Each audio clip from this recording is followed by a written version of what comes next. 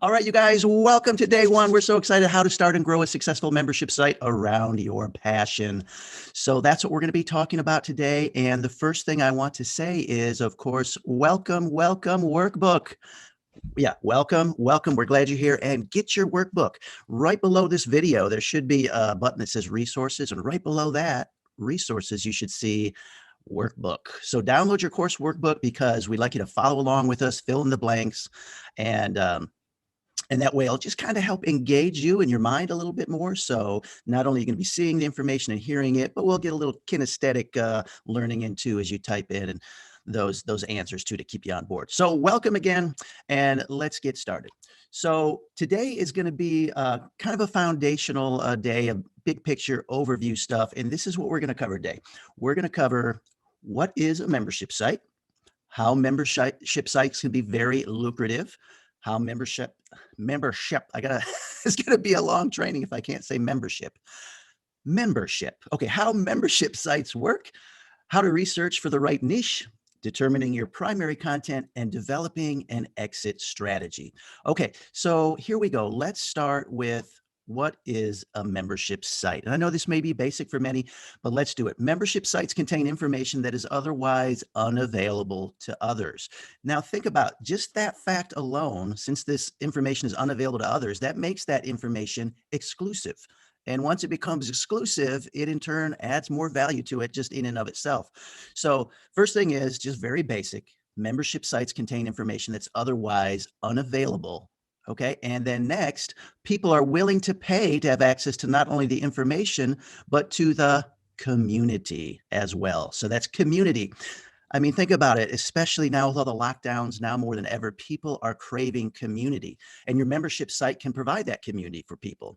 Along with the value of the community itself, these kind of online communities can also provide limitless opportunities for your members through connections and networking with other like-minded, focused individuals. So you have all these people with the same passion and desires together in a group, and that in itself just adds a lot of value. So real basic, what is a membership site? Contains information that's otherwise unavailable and also provides community. Okay. So moving on a little deeper, membership websites capitalize on the fact that people are willing to pay for information they find useful. And, being in the digital marketing world, we might forget about this and just, because we're into, searching and finding and information, that's our thing. But for the public out there, that's not quite the case. And you just have to understand people are willing to pay for information. Okay. And by associating and communicating with other people who share their passions, your members receive what I would like to refer to as added value that this group dynamic makes possible. When you have this group dynamic of, like-minded, focused people focused around a topic that you provide, that's just more and more value every person, because you don't know who's coming in. You don't know who you're going to meet. You don't know who you're going to do a little messaging with, and, might meet somebody becomes a business partner, a lifelong friend. You just don't know, but there's added value in the community. So don't miss that. So moving on a little bit to talk about how membership sites can be lucrative. Membership sites can be extremely lucrative because people will always be willing to pay to get their hands on the information they need. This is all about convenience. Okay. Can people find the information out there that you're providing for free? Maybe not, but it's the convenience. And not only the convenience, but there is the time factor. I guess those two go together really, because the time you spend looking for information, you could just take that right out of the equation for your members because you provided it for them in a convenient way to find the information they're looking for. Think about this also, the local library or bookstore is no longer the place to go for information. The internet is, okay? And this may be obvious to you, but I want to impress upon you that there's a huge shift that has taken place in the world, okay? It's that shift where now we go to the internet. You don't go to the bookstore anymore. I mean, you may if you're into books, but that's not the only place to go for the information. Likewise, the library isn't the place, it's the internet. So again, don't miss it. This is a huge shift that has taken place. Don't underestimate it, that the market is huge for information on the internet. And you have the reach of the whole internet. The whole world could be in your market. So just understand this big shift has taken place, and this is really what we're capitalizing on here with this kind of membership site. Okay, and lastly, on the lucrative angle, like the library and the bookstore, a membership site provides the convenience of having the information packaged. Okay, same for YouTube. I mean, we were just talking about how yes, the information can be found. You may be able to find similar or even the same. You know, your members may be able to find similar or even the same information you're providing for free out there, maybe on YouTube. But just because it's free doesn't mean it's without cost. You have to spend a large amount of energy, your time, your focus. Remember, our power to focus is our power to succeed. So, and there's also something called opportunity cost. If you think way back to your economics class, opportunity cost is an economic term that talks about how if you're spending your time doing this, the opportunity cost is all the other things you could have spent your time doing, right? Because if you're doing this, you don't have time for all those other things. So that's the opportunity cost. And that's one of the major benefits of membership sites is the convenience where people don't have to spend the time, the money, the energy, the focus to search for the kind of information they're looking for. And then they have to piece it all together and duct tape it together and make sure it works. And it flows in a coherent way.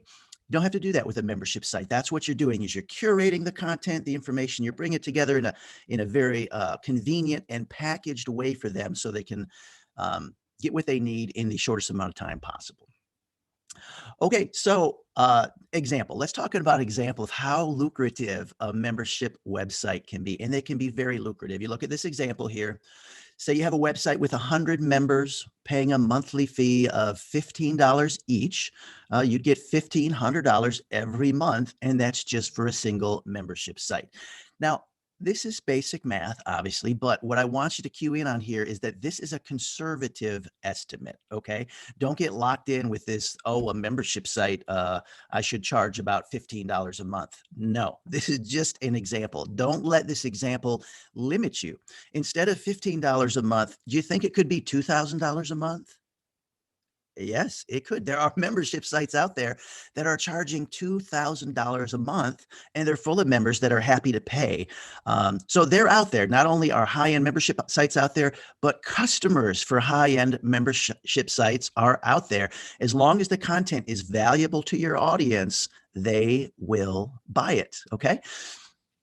So remember, as you continue to provide updated and excuse me, valuable content. That's key. Valuable content to your site, the number of members will continue to grow, increasing your monthly residual income. Okay, so valuable. We think about this, the content has to be valuable or has to have perceived value to your members, to your customers. Oftentimes we can think, well, I'm not sure if I'm qualified. I don't know if I know enough. Well, let me tell you a little secret. You only have to be one step ahead of your audience to be the authority in that topic. Okay. You just have to be a little bit ahead of the game, ahead of your audience. And this is something I used to way back when work as a full-time preacher. And I remember one of my preaching mentors telling me about the same subject. He says, listen, when you spend all week preparing for a lesson and then you present it at that moment in time, you are the expert in the audience. Okay. And I want to ensure you that it'll be the same with you. You have to keep your content updated and make sure you're providing value and that your customers perceived as valuable. And don't worry, you just have to stay a little bit ahead of the game. Okay. So always be adding valuable content. If the content doesn't become valuable or your members don't perceive it as valuable, that's going to be the end of your membership site. Okay. So you got to stay on top of updating with valuable content. And then the last way that membership sites can be very lucrative is add additional membership sites. Okay. Rinse and repeat. Once you do it one time and you learn how the model works and you monetize the model, then you can branch out and explore different markets or related markets, find a market that is related to your niche. And then you just do it again, rinse and repeat. So lot of money in membership sites if you do it right. So just remember, don't sell yourself short. Okay. The market is huge and there's plenty of high paying customers and you'll find them. Okay. And keep your content fresh, relevant, and valuable, and then rinse and repeat. Okay, so next we're going to talk a little bit more about how membership sites actually work. So a successful membership site needs to put its efforts into providing a blank blank that each member will enjoy. Okay, this is something sometimes we overlook. We think it's all about the content, but what's important is here providing a user experience. Okay, that's your fill in the blank there. The UX or the user experience is super, super important. Let's just consider a couple of examples, say matchmaking or dating websites, big business because members share their information through their profiles, their pictures, forums, and posts, and then other members can connect with them through their comments and leave private messages and so on. So that's one example of a membership site. On the other spectrum, maybe we think about job websites like, I don't want to say any, but these big job websites where it's basically a database bringing together job seekers with employers who need to find employees. So in both cases, the UX, the user experience, has got to be great. And I say great because, it's got to be really good. It can't just work. It's got to be like smooth, right? If you go to a membership website or any website for that matter, and the user experience is kind of wonky and it's not obvious how to get around and go where you need to go and really accomplish the purpose for which you're there, it's not going to be something you're going to want to go back to a lot. Conversely, if the UX, the user experience, is so tight and is so great that everything just works, it's intuitive, that's what you're shooting for. So make sure that you spend some time really addressing the UX, the user experience for your membership website as well. And then find ways to connect with your members. Now, obviously, in the early stages of your membership site's life, you're going to be the only person that's, putting in content, suggesting topics, and so on. But at some point, your members will start to add value and content to the site for you. And you'll go through this thing where you'll find some members will just kind of rise to the top and you'll realize, wow, this girl is sharp, or that guy is really on the ball here, and they're helping other people in the group. And then before you know it, maybe they're contributing to the content, right? So you want to look out for those people and try to bring them along and have them maybe even help you with their group. And again, there's something in it for them because they're being raised to a prominent, authoritative space in your group too. So it's a good win-win situation.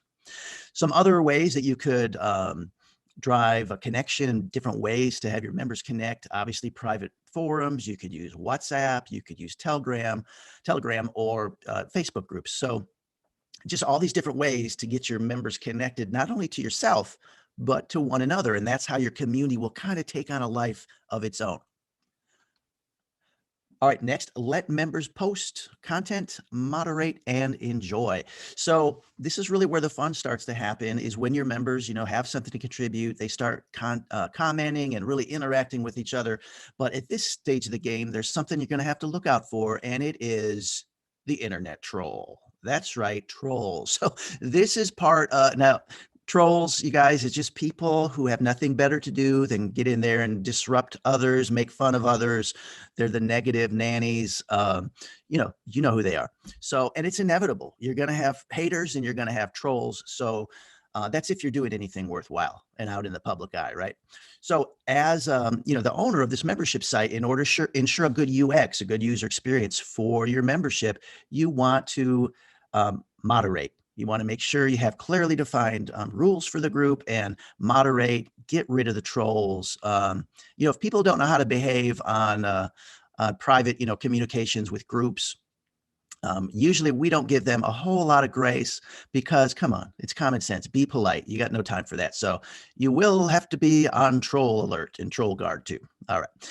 So next, let's talk about your niche a little bit. Let's talk about researching for the right niche. So consider whether your target market is ready for your product. And that's something you have to ask yourself. Are you innovating? Are you bringing this product to market or this service? Are you the first one? That can be kind of scary, right? Or conversely, are people already buying this product or similar products and services elsewhere? If that's the case, you've got a better idea what that market looks like. And then you want to ask yourself, is the market, this niche I'm going into, big enough to support what I'm doing here? Is it big enough to support my membership group and the products and services behind it? Is your business plan aligned with what your target clients really want? Okay. And here's where you want to think about the customer journey we talk about a lot. Think about the journey your customer is taking. your membership website is going to some degree provide a solution for a problem that your members have. So think about their problem and think about how that customer would journey through that. Okay, and understand that what you're doing here is you're not just providing a place for content. Okay, you're building a relationship with your members. Okay, so you want to think about that with your business plan here. Think about your customers, think about their customer journey, okay, and somehow work that into your business plan and make sure that your plan is aligned with what your target audience, your target clients really want. Okay, give a little bit of time and planning to that up front, and you'll be happy you did. Okay, next, be sure about your product. Now, this may seem, like the most obvious thing in the world here, but it's important that deep down you know exactly what you're selling. You know exactly what solution you're providing to what problem. Take the time to really think this through. Think about comparing the market for your product or service, maybe for two restaurants in a town. Okay, some restaurants in your town might be selling pizza baked in a wood-fired oven. Another might be a successful seafood restaurant with fine dining kind of ambiance. Now they're all selling food, right? But what's different is they're all really selling different combination of brand, experience, value, sure, food, but ambiance and experience. Okay. It's not just where we're going to eat.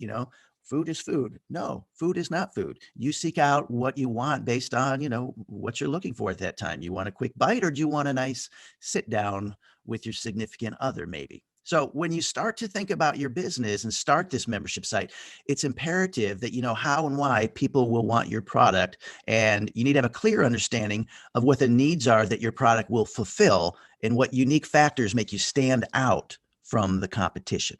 Okay, so just really think about that, your product and where it sits as far as competition in the landscape of the markets you're entering. All right, and next, don't try to be everything to everyone.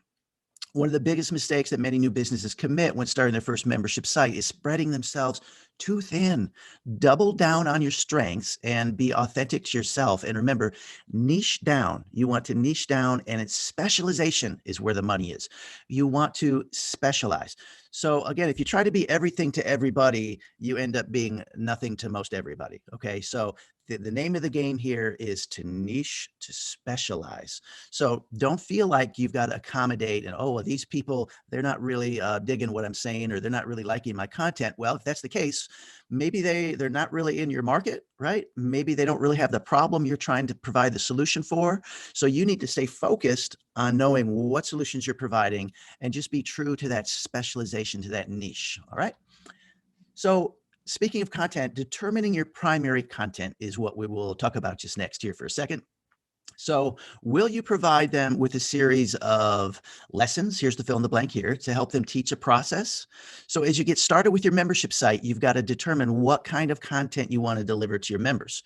You could just provide, not just, this would be great, lessons. It could be all educational. Okay. It could also be, will you provide blank, such as delivering new content to them every month. A service, is this what you're going to do? You're going to provide a service, as you're filling the blank there, such as delivering new content every month. That could be your model. Or I also kind of look at this as anchor content. Whatever your niche or your specialization is, there'll be some anchor content or content that kind of anchors the whole page to your topic.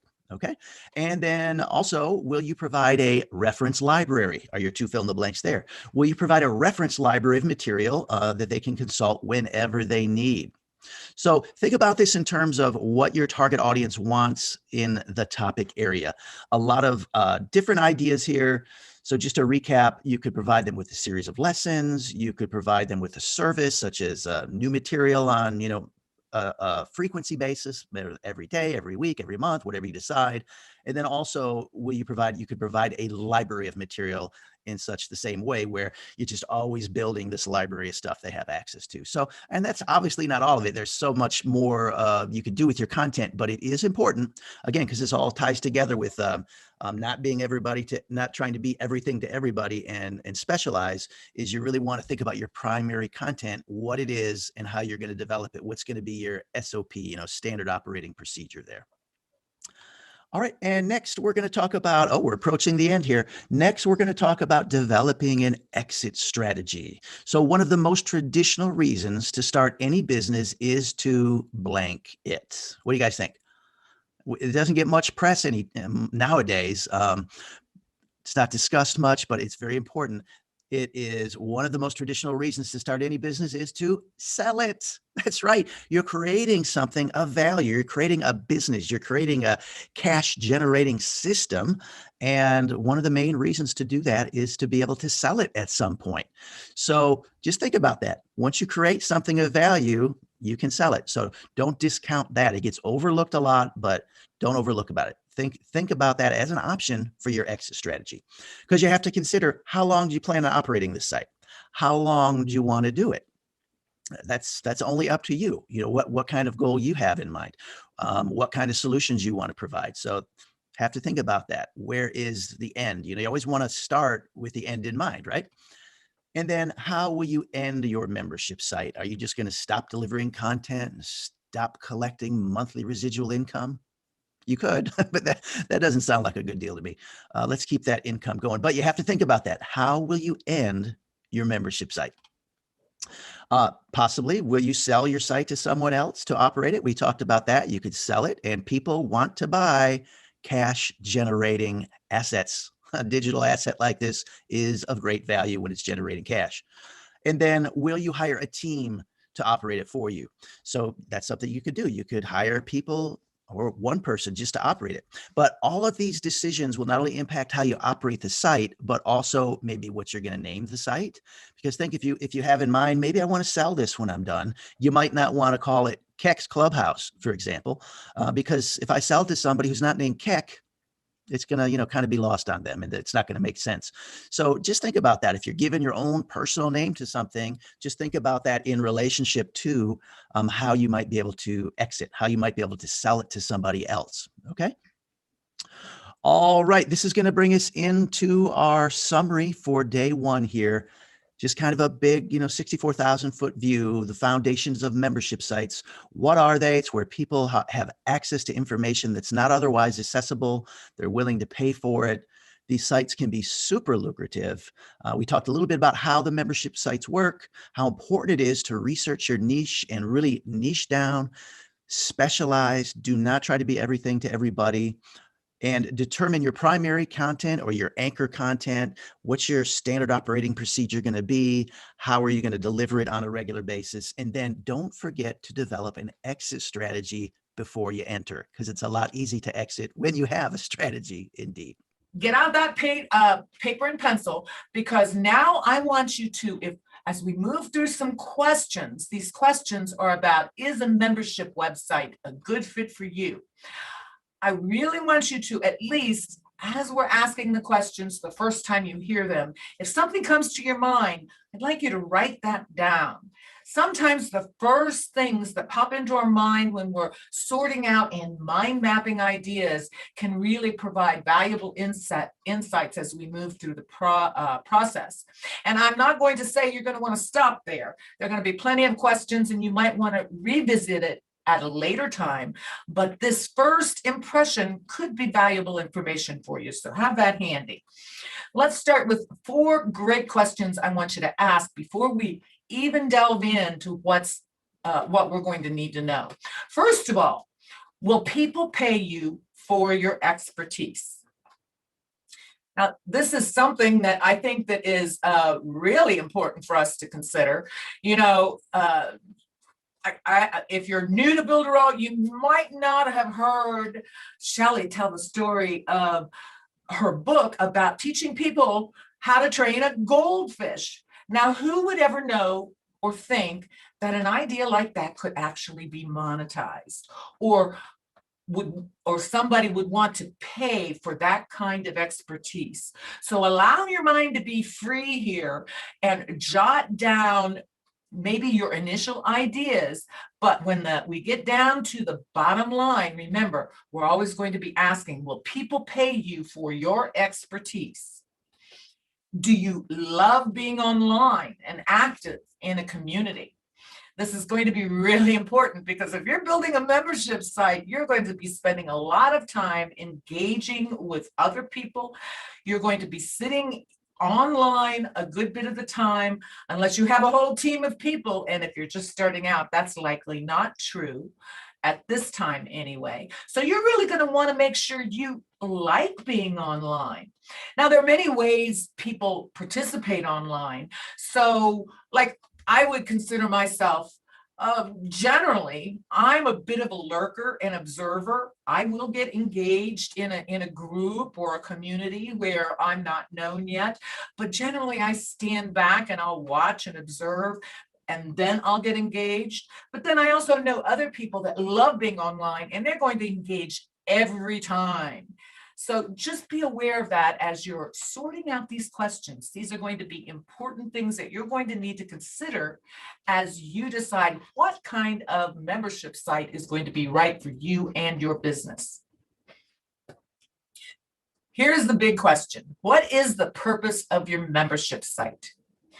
Now, of course, we're not talking about the bottom line of monetizing it for your business at this point or building your brand authority. I want you to think about the purpose of service that you are providing to the community. You cannot build a community without that element of service or benefit to the community itself.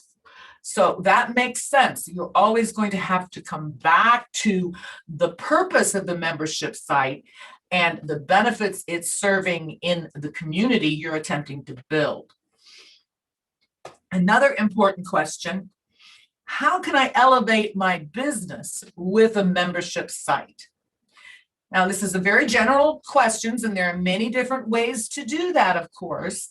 But if you're going to be building this membership site to elevate your brand or monetize, you're going to want to think of all the options about how it fits for your business. How will a membership site elevate your standing in the community, perhaps your visibility in a niche? Whatever that is true for you, you're going to want to keep these 4 questions in mind as you move through the training today. Let me make sure I can do this. Let's talk about the benefits of building a membership site around your brand. We're going to talk about the benefits and the drawbacks, but right now let's just focus on those benefits. And of course, at the top of the list, in my opinion anyway, is you can deliver more focused value to your audience in a membership site. Having a membership site gives you that ability to really get deep down into the solutions that you're going to be providing for your members. So it's a really important to keep that at the top of your list, always focusing back on that value. It also is a great way to increase the impact of your message. I was thinking about the impact of being able to claim membership in, I think Harley Davidson motorcycles is a perfect example. They have a membership, a Harley lifestyle membership site, and it is an elite program. And that just being a member of that program elevates the message of what it means to be a Harley Davidson rider. It really focuses that brand authority in a very specific way. So there's all kinds of ways you can craft and elevate the impact of whatever message you're trying to deliver. And that may be an educational message. It may be a product sales message. It also might be a community-based message. Whatever that message is, you can increase the impact of your message through a well-run and functioning membership site that is delivering valuable solutions to its audience. You're also able to generate recurring revenue for your business. And of course, this is a big one. This is really why most businesses will take a serious look at adding a membership program to their business if they don't already have one. Recurring revenue gives you that ability to add that passive income, and then that you can build on, that once you, as long as it's moving and everything's running well and you keep that membership alive, then you've got that coming in as a recurring income. And there's no better example than that, than, in my opinion, than the Builderall membership. I know that I would gladly pay the membership fee just for the community alone, just for the community, let alone the education or the value in the tools and all the things that I can do with it. So these are, and once you have that recurring revenue built into your business, then you can really scale it. So that's the big one, I think. Of course, it also builds credibility. It builds a huge amount of expertise, brand visibility. The more people in your membership site that are finding solutions, receiving the value of the content that you're using in your membership site, only goes to boost your brand credibility. And that is at the heart and core of any type of digital marketing strategy. You have to have that like, know, and trust factor and begin to build upon it. So these are really some of the most important benefits that in the membership site. Now let's talk about some of the drawbacks, because of course there are drawbacks and you need to be aware of these before you start building. First of all, there's a heavy workload pre-launch. Building out a membership site takes time, and you really have to take the time to think it through clearly and know what you're building before you launch it. This isn't something that you just build in pieces. It has to flow from one end to the other. Now, there are ways you can stage building a membership site, but know ahead of time there's a heavy workload even before you launch. If you're willing to put in the work, it is really a great way to build at least a beginning membership site and then build it out over time. A great example of that is building your team membership sites for your affiliate marketing. You may be a brand new affiliate, whether it's an affiliate with Builderall or an affiliate with any other product. If you're an affiliate and you're building an affiliate network, you're going to want to share valuable information with your team. And if you're brand new, you have to start somewhere. So build what you need to get started ahead of time as best as you're able, and make sure you gauge and put in that time, you schedule in that time, and know up front there will be a lot of building before you launch. Another drawback is once you launch it, you can't turn it off. There's no off button in a membership site. Now that can really present some problems if you're not ready for it. We live in a global community, and that's one of the advantages of digital marketing. There's always somebody there, and you can make money while you sleep, but that means you also have to be serving while you sleep. So you're going to have to think about how you're going to manage delivering the content and the value in your membership site, and how you're going to handle being able to step away or keep that engine running while you step away. Because once you launch it, it's on. Now let's let's say, okay, I know that it's going to be a lot of work, Terry. And yes, I know that once I launch it, it's on and I'm going to have to be there. But I'm excited about this. I want to do it. I'm really excited. So let's do this. Now, let's talk about choosing the niche for your membership site. Is there an existing audience for your niche market? This is really important information to consider. Pardon me, I think I need a little bit of a sip of a tea here.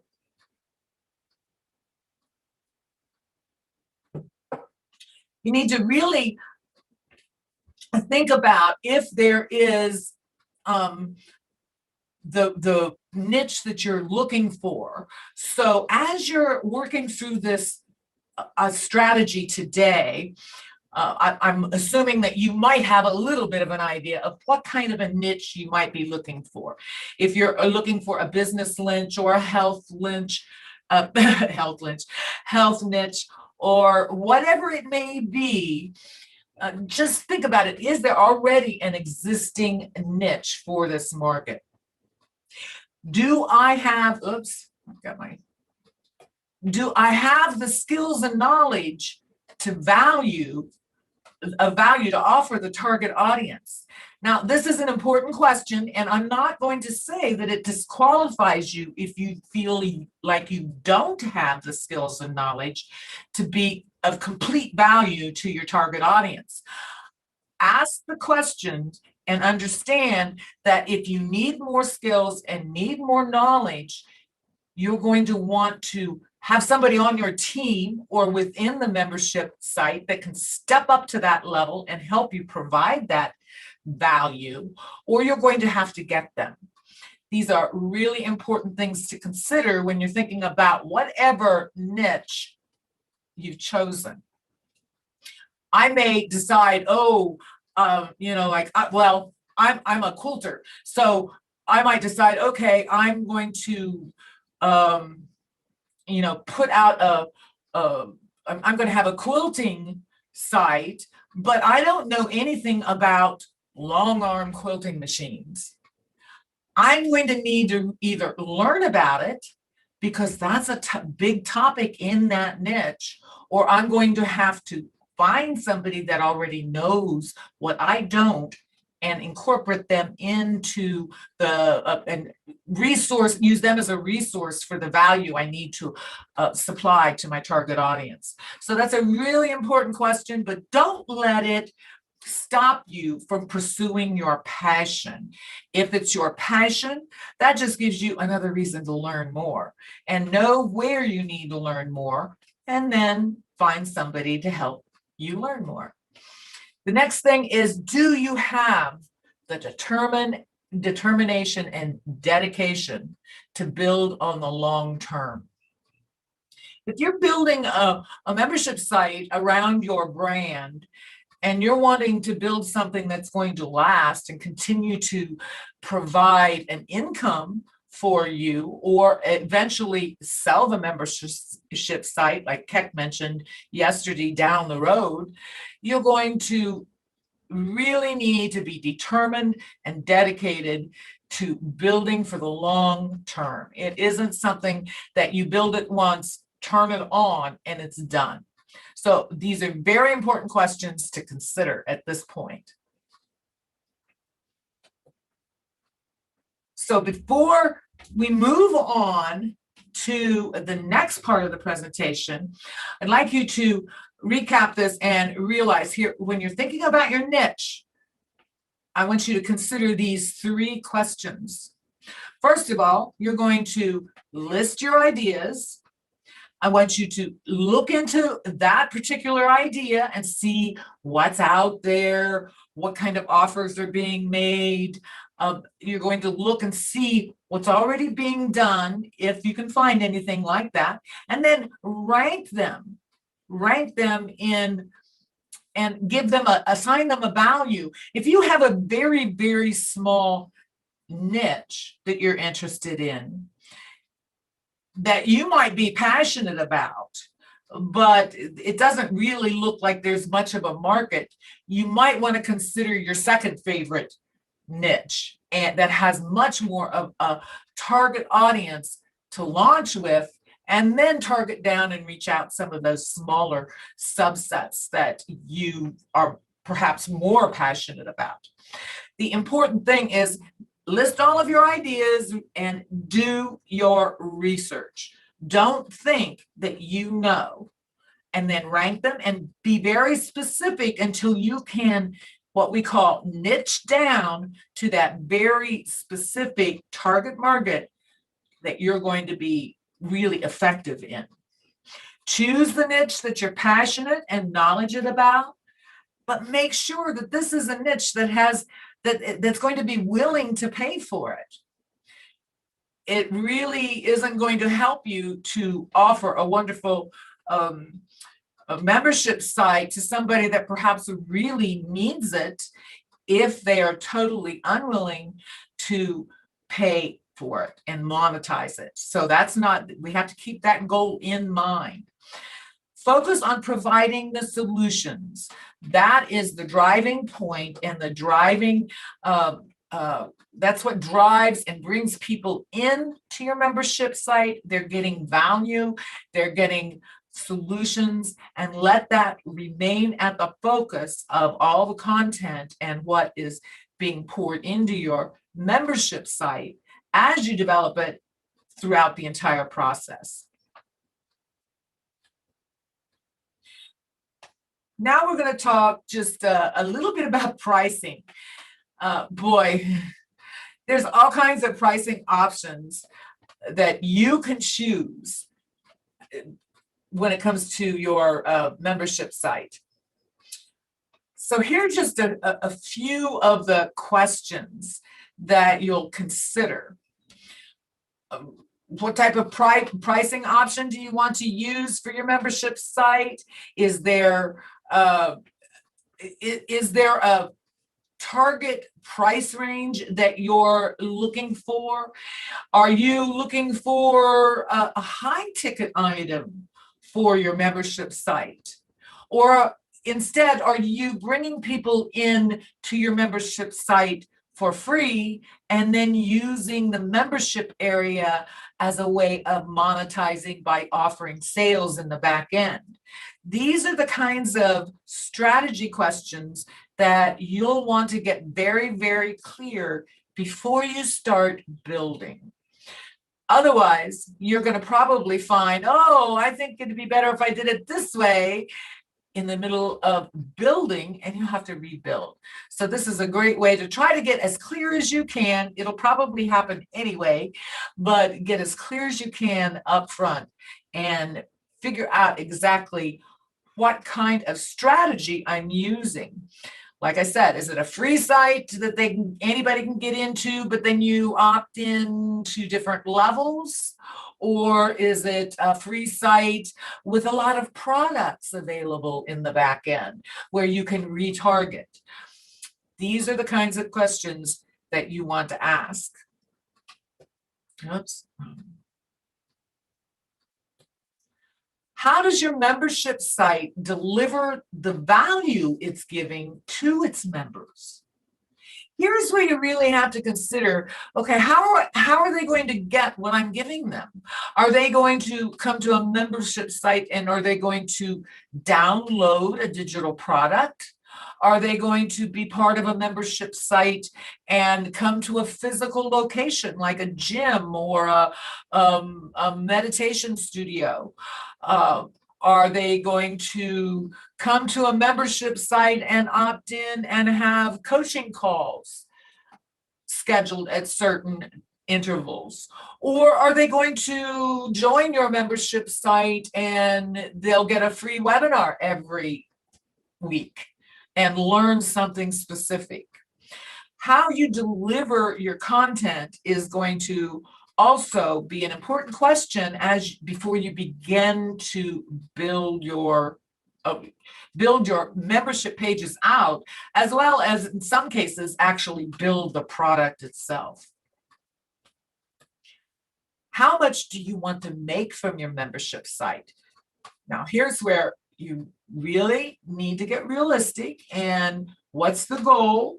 And I'm not telling you not to dream big, because I believe that membership sites are a perfect way to dream as big as you'd like to dream. Membership sites, as long as you are building value and delivering that value, once you have it working and you're in that delivery mode and building that credibility, you can scale it at that point. So don't be afraid to dream big, just be realistic. Let's take a look at a realistic revenue goal here. For example, if you want to do $40,000 per month, how am I going to do it? You could do it with one subscription for a $40,000 price tag. And we do know people and entrepreneurs that do that all the time. We could also choose to do 1,000 members paying $10 a week, or a 1,000 members paying $40 a month, or 1,100 new members committed to paying you $37 a year. So there are different pricing scenarios that can help you get to that goal of $40,000 per month.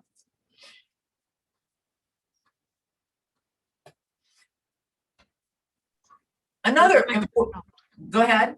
Sorry, you muted for just a second, but you're back. Okay, good. Oh my goodness.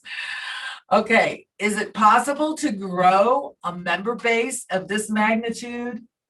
Yes, it is. It is definitely possible to grow a member base of this magnitude.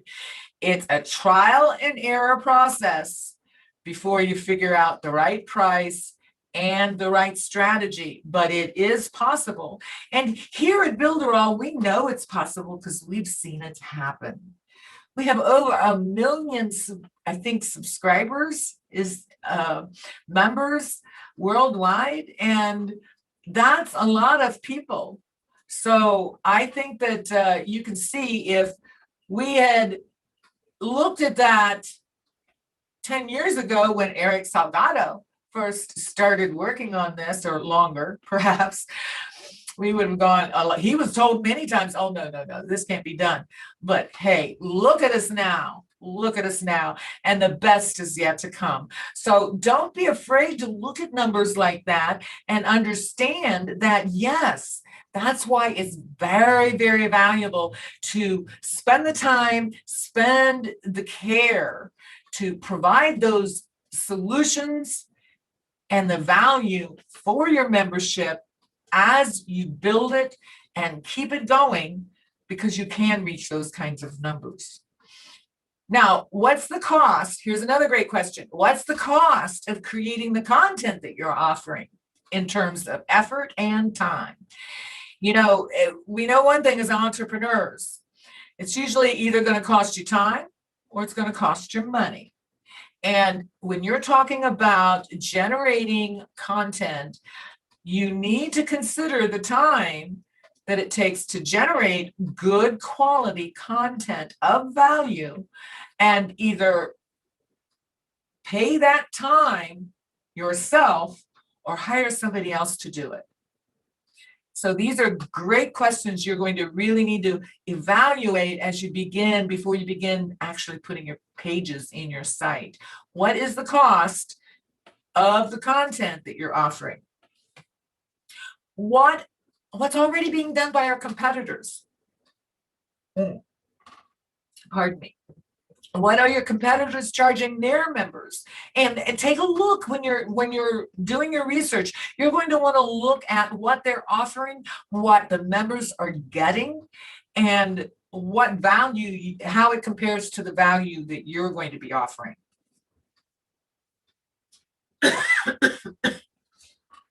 Now, here's a really big one, and I love this one. What's the financial or emotional value of the results that members are going to get by becoming a member in your membership site?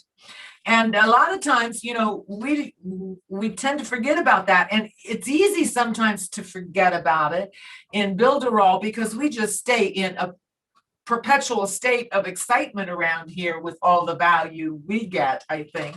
It's really hard to remember that, oh yeah, we get this every day. Not everybody does. What is the emotional value and the financial value and the results that you're going to get right away when somebody joins your site? These emotional values and financial values for the end user are the results. Those solutions are the things that you're going to want to be focused on. So clearly identify those before when you begin the process, and you'll be able to hone into that and build your brand and membership a lot more quickly. What target audience do you want to attract and serve on your membership site? This is an important question. It's one thing to think, well, I just want everybody, but unfortunately, we can't be everything to everybody right away. It's always wise to create that avatar and focus in on that avatar, that specific target audience that you're wanting to, first of all, attract and then provide those solutions for. As you begin to provide those solutions for, develop that like, know, and trust factor, then you can begin to branch out and try to, pick up more of those niches, those other avatars that you know are out there. So it's always better to come and really get focused on being specific about who you are initially trying to attract. And the operative word in this question is serve. It's always a matter of service. When you are asking people to come into a membership site, even if they're paying, especially when they're paying for it, but anytime they come into a membership site, how much personal access are you going to offer your members? Now, this is something that I think a lot of people forget to ask until all of a sudden they find themselves bombarded from all different areas about people reaching out for personal favors, personal access for you directly. So ask the questions before you launch. How will somebody reach you as the entrepreneur, as the business owner, as the person that, yes, the buck does stop there. You are responsible, but are you going to give them personal access to you? Now, it may be part of it may be the prime spoke and the prime product in your membership site. Perhaps your membership site is personal access to you.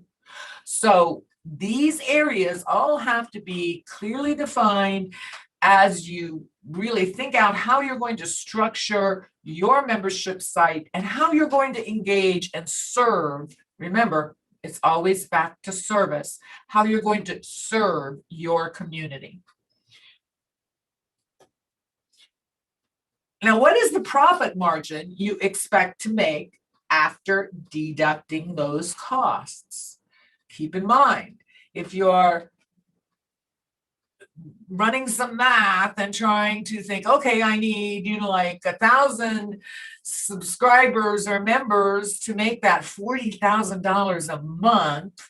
And then I can go to the beach and I'm just going to let it make money for me. Well, don't forget, you still have to pay whoever's answering the phone. You still have to pay whoever is creating your content, whoever is engaging and keeping that membership site going. There are costs involved in running the membership site, and that comes down to time or money. Don't forget, you have to take that out to just deduct your costs. Oops. Yeah. And then there's the churn rate. That's the rate at which you lose members. And a lot of times we don't like to talk about that. We don't like to think about that, but that is, it's a reality. And it doesn't matter how good and successful your membership site is. It's always in a state of flow. The longer a member stays, the more money you're going to make from them. That only makes sense, right? So you're going to want to become very familiar with the churn rate. You're going to, pardon me. Oh, well, I lost my mouse again.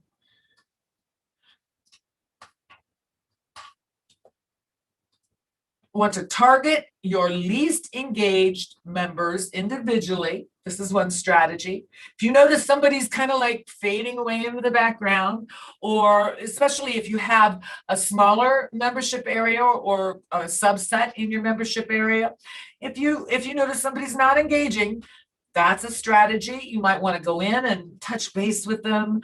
Remember, people want that service. They want that like, know, and trust factor. So one way to reduce that churn rate, those dropping off, is to track and make sure you know if somebody's, really been inactive for, 3 months. Then you're going to want to come back in and speak with them and engage with them personally. Another way to reduce your churn rate is to target your most engaged members. And they're the ones that are going to be more likely to buy your upsells anyway. We're going to focus most of our attention. We talked about that in a meeting last week. 80% of our attention and focus needs to be on those that are engaged. But we don't want to forget, we do want to reach back and engage with those that are perhaps waning a little bit too. Another way to reduce that churn rate, somebody falling off and dropping out of your membership rate, is to offer a member a reason to stay by giving them just something special, a discount or a promo.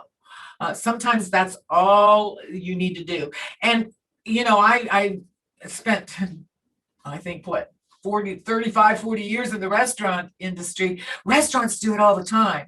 If you have a problem with your meal or anything, that's going to be the first thing they're going to do to try to make it up to you. They're going to offer you a discount or an entirely free meal to keep you in their membership club of coming back to their restaurant and dining with them. So don't be afraid to do that. And it's a great way to reduce your churn rate. You can also focus on customers' needs and offer them a solution. Just offer them a solution. Sometimes when somebody is not engaging or drops out of a membership, it may be something that you're just not aware of. And who knows, it may be an easy fix. It may be a solution that we can keep them engaged in the membership, but you don't know that until you ask. And so if you go reach back to that member who is now not engaged or has dropped out of your program, focus on what they need, and if possible, maybe offer them a solution that will help. Sometimes you're not going to be able to. Sometimes you just are not going to be able to.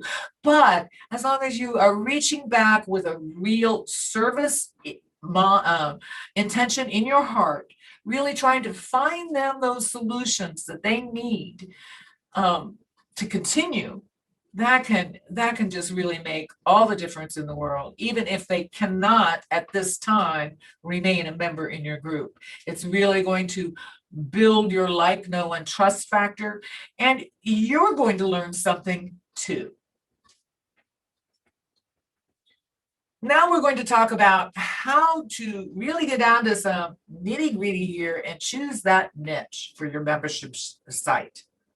Remember, your site is always going to revolve around one primary niche and solve the problems of those target audience members. So you need to have enough knowledge about what kind of challenges and problems that audience has, and then really offer them practical solutions. You're going to have to become very familiar with their pain points and create ways to solve those problems. So that is at the heart of choosing your niche, no matter what it is. Is there a strong demand and interest for information on this topic? You really want to make sure that the demand is there. What's the competition in this niche?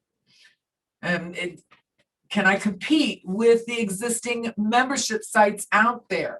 Or if there are other sites out there just doing the same thing, where am I going to stand in that competition, and how can I set myself apart?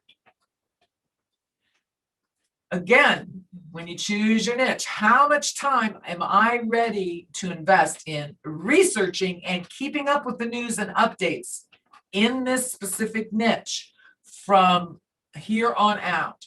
Because things evolve, and these audiences, if you're going to, a membership site is a dynamic, living, breathing thing.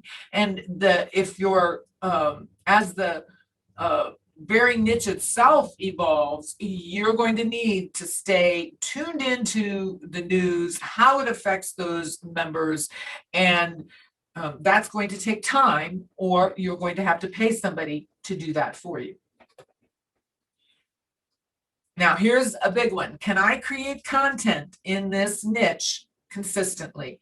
Because at this point, consistency is the game plan.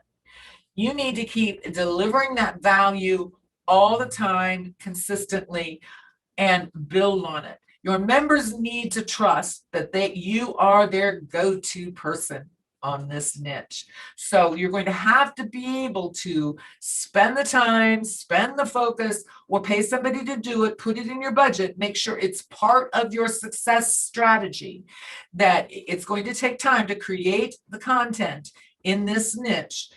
And ask yourself the question, am I going to do it, or is somebody else going to do it? And this last question here, is there already an audience willing to pay the membership fees? Now, this is really a great question to ask before you start laying those bricks with your virtual bricks and cement and mortar and building those walls. Is there an audience willing to pay the membership fees? And I would say yes, there is. The trick is finding them and then helping them solve their problems. So now let's talk about how we can create solution-based, in-demand products. Now, I really wanted to emphasize that. Remember, we're looking for solution-based, in-demand products that we're offering in a membership vehicle.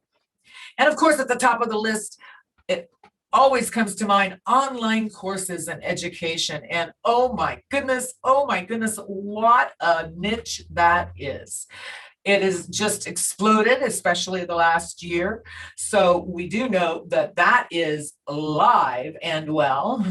We also have other really, just to give you a little bit, thinking outside the box. I don't want you to just get stuck on one type of idea that I have to put together a course, although that's probably my favorite, and have a membership site like that. No, there's plenty of other membership ideas, solution-based products out there. How about this is really huge, and I'm totally out of my element in it, but I'm fascinated by it. How about just live broadcasting, webinars, and gaming? My goodness, I had no idea that it was as big a deal as it is until recently. And it just like, there are people making a lot of residual monthly income just by having a membership site playing games. Now they have some, and they have audience. I couldn't believe it. I really was fascinated that that's kind of the thing, I think, with kids. They just go in and hang out and watch their favorites play the game, and they join these membership sites to do that and get tips. So there's another in-demand, a solution-based in-demand product. They give all kinds of tips about how to crack the code and everything like that. So the live broadcasting and webinar aspect, as far as a solution-based in-demand product, I think is a really wowzer, especially with our webinar platform. If you have a membership area and you're giving this value out constantly and broadcasting, especially with Builderall, that is just something that I think a lot of businesses, maybe they wouldn't want to broadcast every day, but create a broadcast just for a specific topic once a week. Whatever it is, this live broadcasting and webinar idea, I think, is a product, an in-demand, solution-based product whose time has really, really come, especially right now. There are a lot of people, for many different reasons, looking for ways to get their message out, and we've got that ability here with Builderall in the webinar. We also have, this is great, hiring and job listing boards. I talk to entrepreneurs all the time that are really having trouble finding the people that they need to fill positions in their jobs. And with our directory and all of and our email marketing, creating a membership site for employers to join, and then also have people looking for work join, and marrying them together is a great solution-based in-demand product. Quite doable with Builderall too. And of course, we always have the VIP club, or any kind of a club. I'm amazed that people love joining clubs, and that's because we are human beings that love community, and we thrive in community, and we like to gather. And we've had those challenges this past year, and our online clubs and memberships have really helped mitigate that natural tendency that we have as human beings to come together in community, celebrate, and also learn together, whatever it is. But clubs, any kind of a club, whether it's a poker club or a soccer club or a golf club, these are great solution-based in-demand ideas for your membership area. And then, of course, dating membership sites, it is a huge market. So don't discount things like that. And we can build those right here in Builderall with all of the amazing tools that we have. It's just amazing. Now, I'm saying that what I'm saying here, I want you to focus on, now that you know and have an idea about your niche, make sure that you create a solution-based product that's in demand. And these 5 are not the only in-demand product ideas out there. There are many more where that came from. So think outside the box and realize that there are many different ways of solving those problems that the customers or your members are really needing to solve, that are their pain points.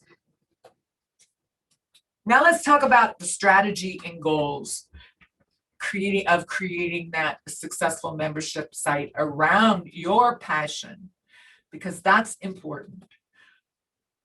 You're going to want to conduct your market research. Is there a demand for what you want to offer? That's a big question. The next step, you're going to be your strategy from this point forward. It may not be all of this process, but once you've done your market research there and you know that there's a demand for it, the next step is to create your MVP, your minimum viable product. You may have a great idea for this amazing site that you want to deliver and build, but create the minimum viable product first. Create that smaller version of the membership site that you have in mind. And then build a landing page for that MVP. for that minimal viable product and promote that minimum viable product first. I'm not saying spend a huge amount of money on this at this stage advertising about your membership site. This is like a pre-launch test.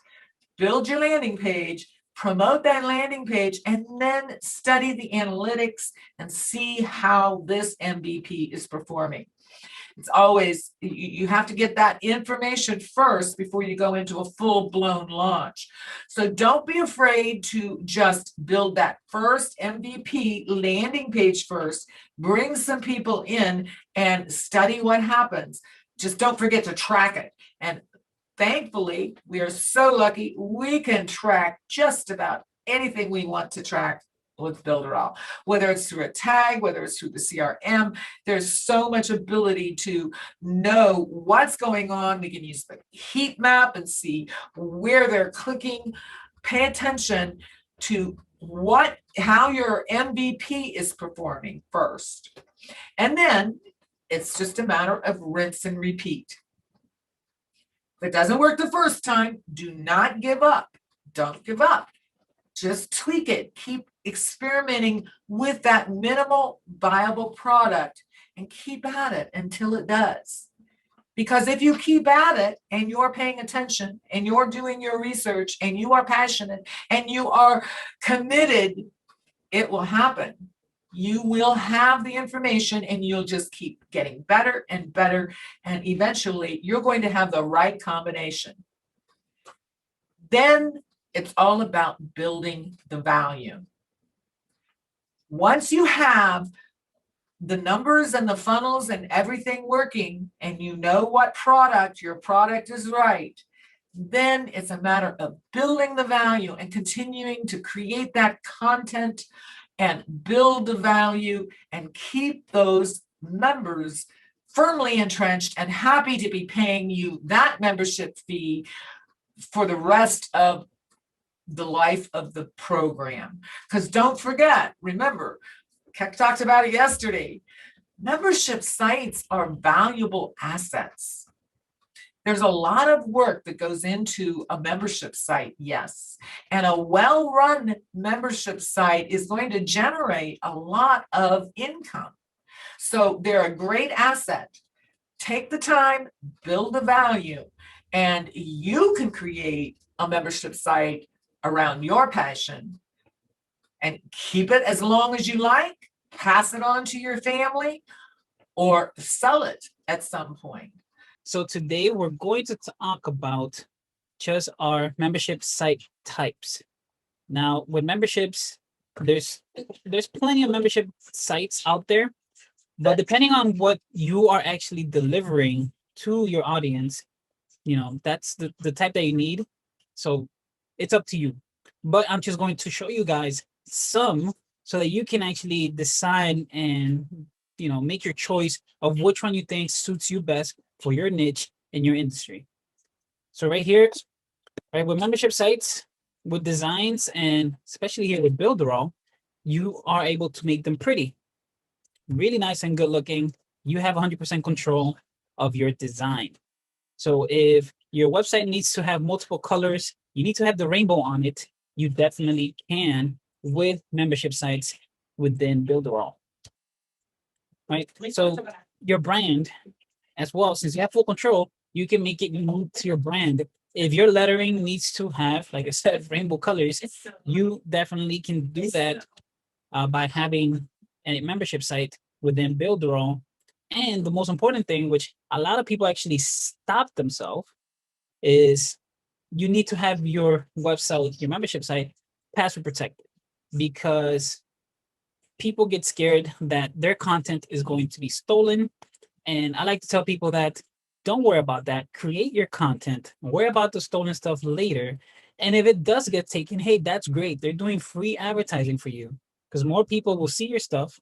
They might have gotten it for free, but they now know that, hey, this guy, Keck, this guy, Gene, they know what they're talking about. I got this free. Let me find out if they are worth it for me to pay for maybe one of their future membership sites. And of course, mobile. Mobile is really important, guys.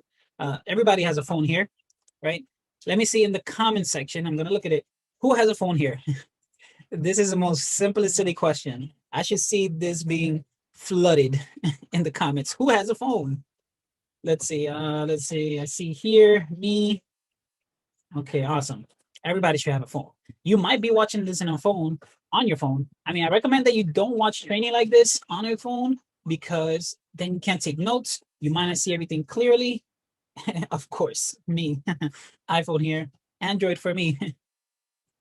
So now let's get to the types. Now, like I said, this is going to be quick, short, and simple, guys, because there's no much to it. Everything is the same, just you name them differently. So I'm not going to keep you too long here because, like I said, I want to prep you guys for tomorrow. Tomorrow is going to be really important. So you guys can make sure you take your notes for tomorrow and be ready to build. So with your membership sites, there is an up-to-date membership site.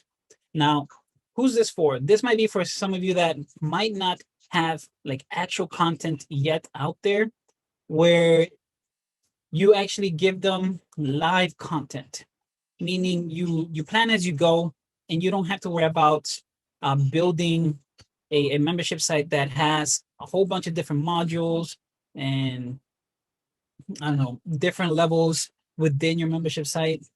So this is great for those of you that you're trying to grow your authority in your industry, in your niche. I know for myself, network marketing, that's definitely great because you're trying to become the leader in your business. You want to be known, you want to be seen. So if you're constantly putting live content in your membership site, you get to connect with your audience and your members within your site. And what's great about this also is that you get the chance to increase your sales because this is live. So you're posting inside this closed membership group, membership site. You might be telling your story, you might be pitching something, and it's live at the moment. So therefore, usually those are the best sales when you have live and at the right time sales happening for you. And I duplicate this one. All right. So like I said, you host your content live. That's one of the great things about having an up-to-date membership site.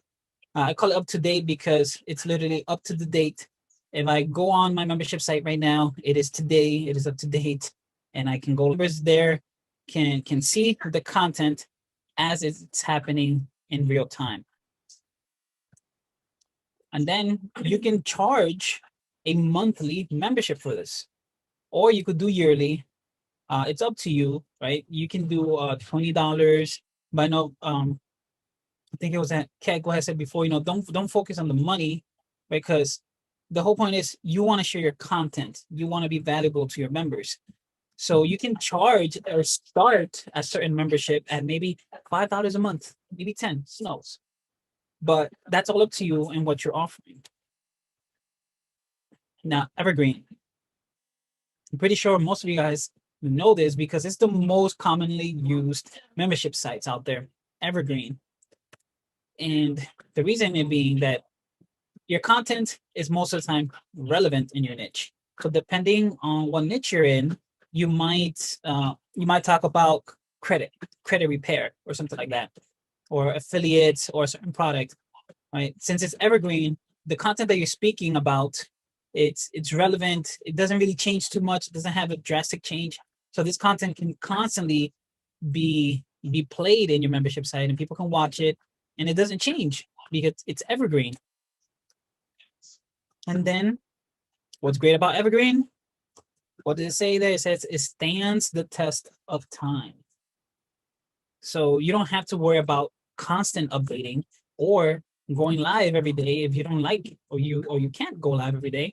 Well, not every day, but maybe a certain amount of weeks or twice a month go live. But here, when you have your evergreen membership site, you can create your content today, and then 2 years, 3 years from now, that content is still relevant because depending on your niche, it's a topic that's broad and it doesn't really change. So you can create something and get paid over and over again for the work they did months, weeks, years ago. So that's one of the reasons that people usually love and go and start with an evergreen membership site. And you can also drip it. So you can have, like I said, a relevant content where you talk about, let's say, credit repair. You talk about how to fix your credit, and this content, you want people to see your content within a week, 7 days. So day one, they can only see the day one training. Then day two, they see day two, and so on. They can only go according to the drip that you're giving to them. Just like how we have here, where you guys are watching this, you guys are seeing day one, day two. Now you're seeing day three, which is now, but you can't see day four because it hasn't been dropped yet. And another way that evergreen membership sites are great is you can offer freebies. So you can get them in for free, right? You have a content that's, really relevant and it doesn't change too much. So you don't have to constantly update it. So you can get a whole bunch of people coming in for this freebie content that you're offering. And inside your membership site, you recommend products to them, which one of the best products that you guys should definitely recommend in your memberships is, let's see if you guys can comment. I want to see in the comments, and I'm giving you a hint. I don't know if you can see my mouse. What's one of the best products that you should definitely recommend to your members and your membership sites that this should get, that this should be a part of because it's so amazing, it does so many things? What would that be? Let's see if people are paying attention. Me? Oh, Builderall. Awesome. There we go. Yes, for sure. You definitely want to offer Builderall. It's a all-in-one platform, right? It's the Home Depot of business. Now, your course membership sites. Now, like I said, they all sound the same because they kind of are, but they just do certain things. So depending on what you do on your niche, right, you might be a teacher, or you might be a network marketer and you want to teach something. So a course membership site, you can literally teach whatever you want. Okay, you have the choice. You can, let's say, offer a course on how to sew, on how to design and decorate your cups, right? Whatever it is, it's up to you. And on top of that, you can add a paywall, right? Just like you did with the other membership sites, and you get to add a paywall, either it be monthly or one-time payments.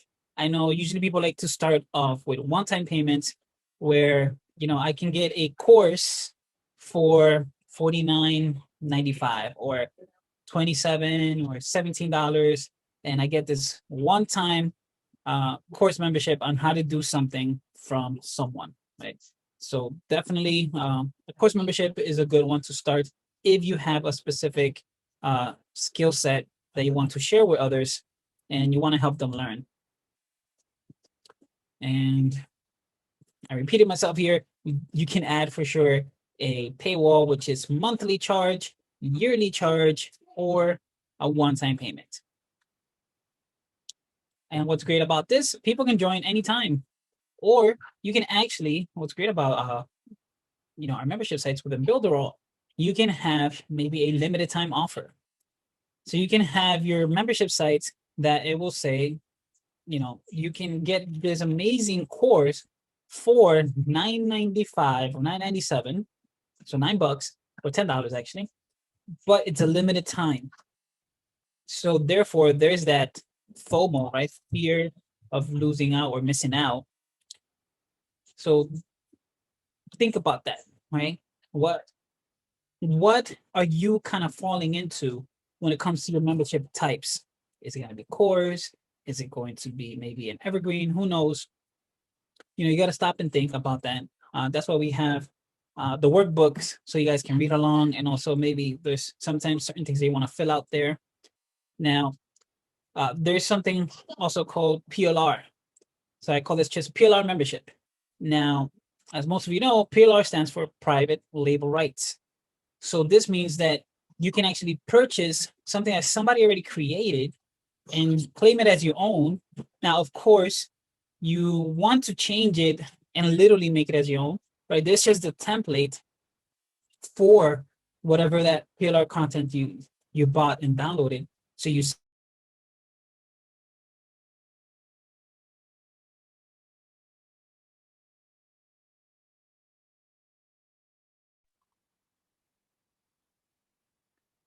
Uh-oh, he pulled a Shelly and he froze. I I was thought it was wondering if it was just me. Yeah, me too. Come back to us, Gene. It was so good. Come Come back. back, dudes. Come back. I was learning so much. Oh, there he is. There he Yeah. is. oh my God, I was like, what's going on? Thought I was going to have to sing. Yay, he's back. Don't let it go. All right, let's go back. Sorry, guys. I had a Shelly moment. All right, let's see. Let's figure this down. Okay. So where were we? PLR content. Yes, so you can offer it as your own. It is your own content.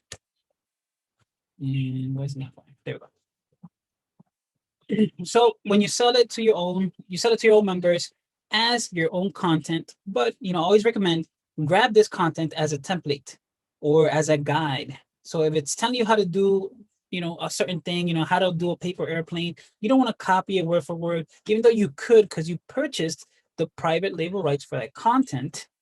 So you can say, hey, this is mine. You can put your name on it.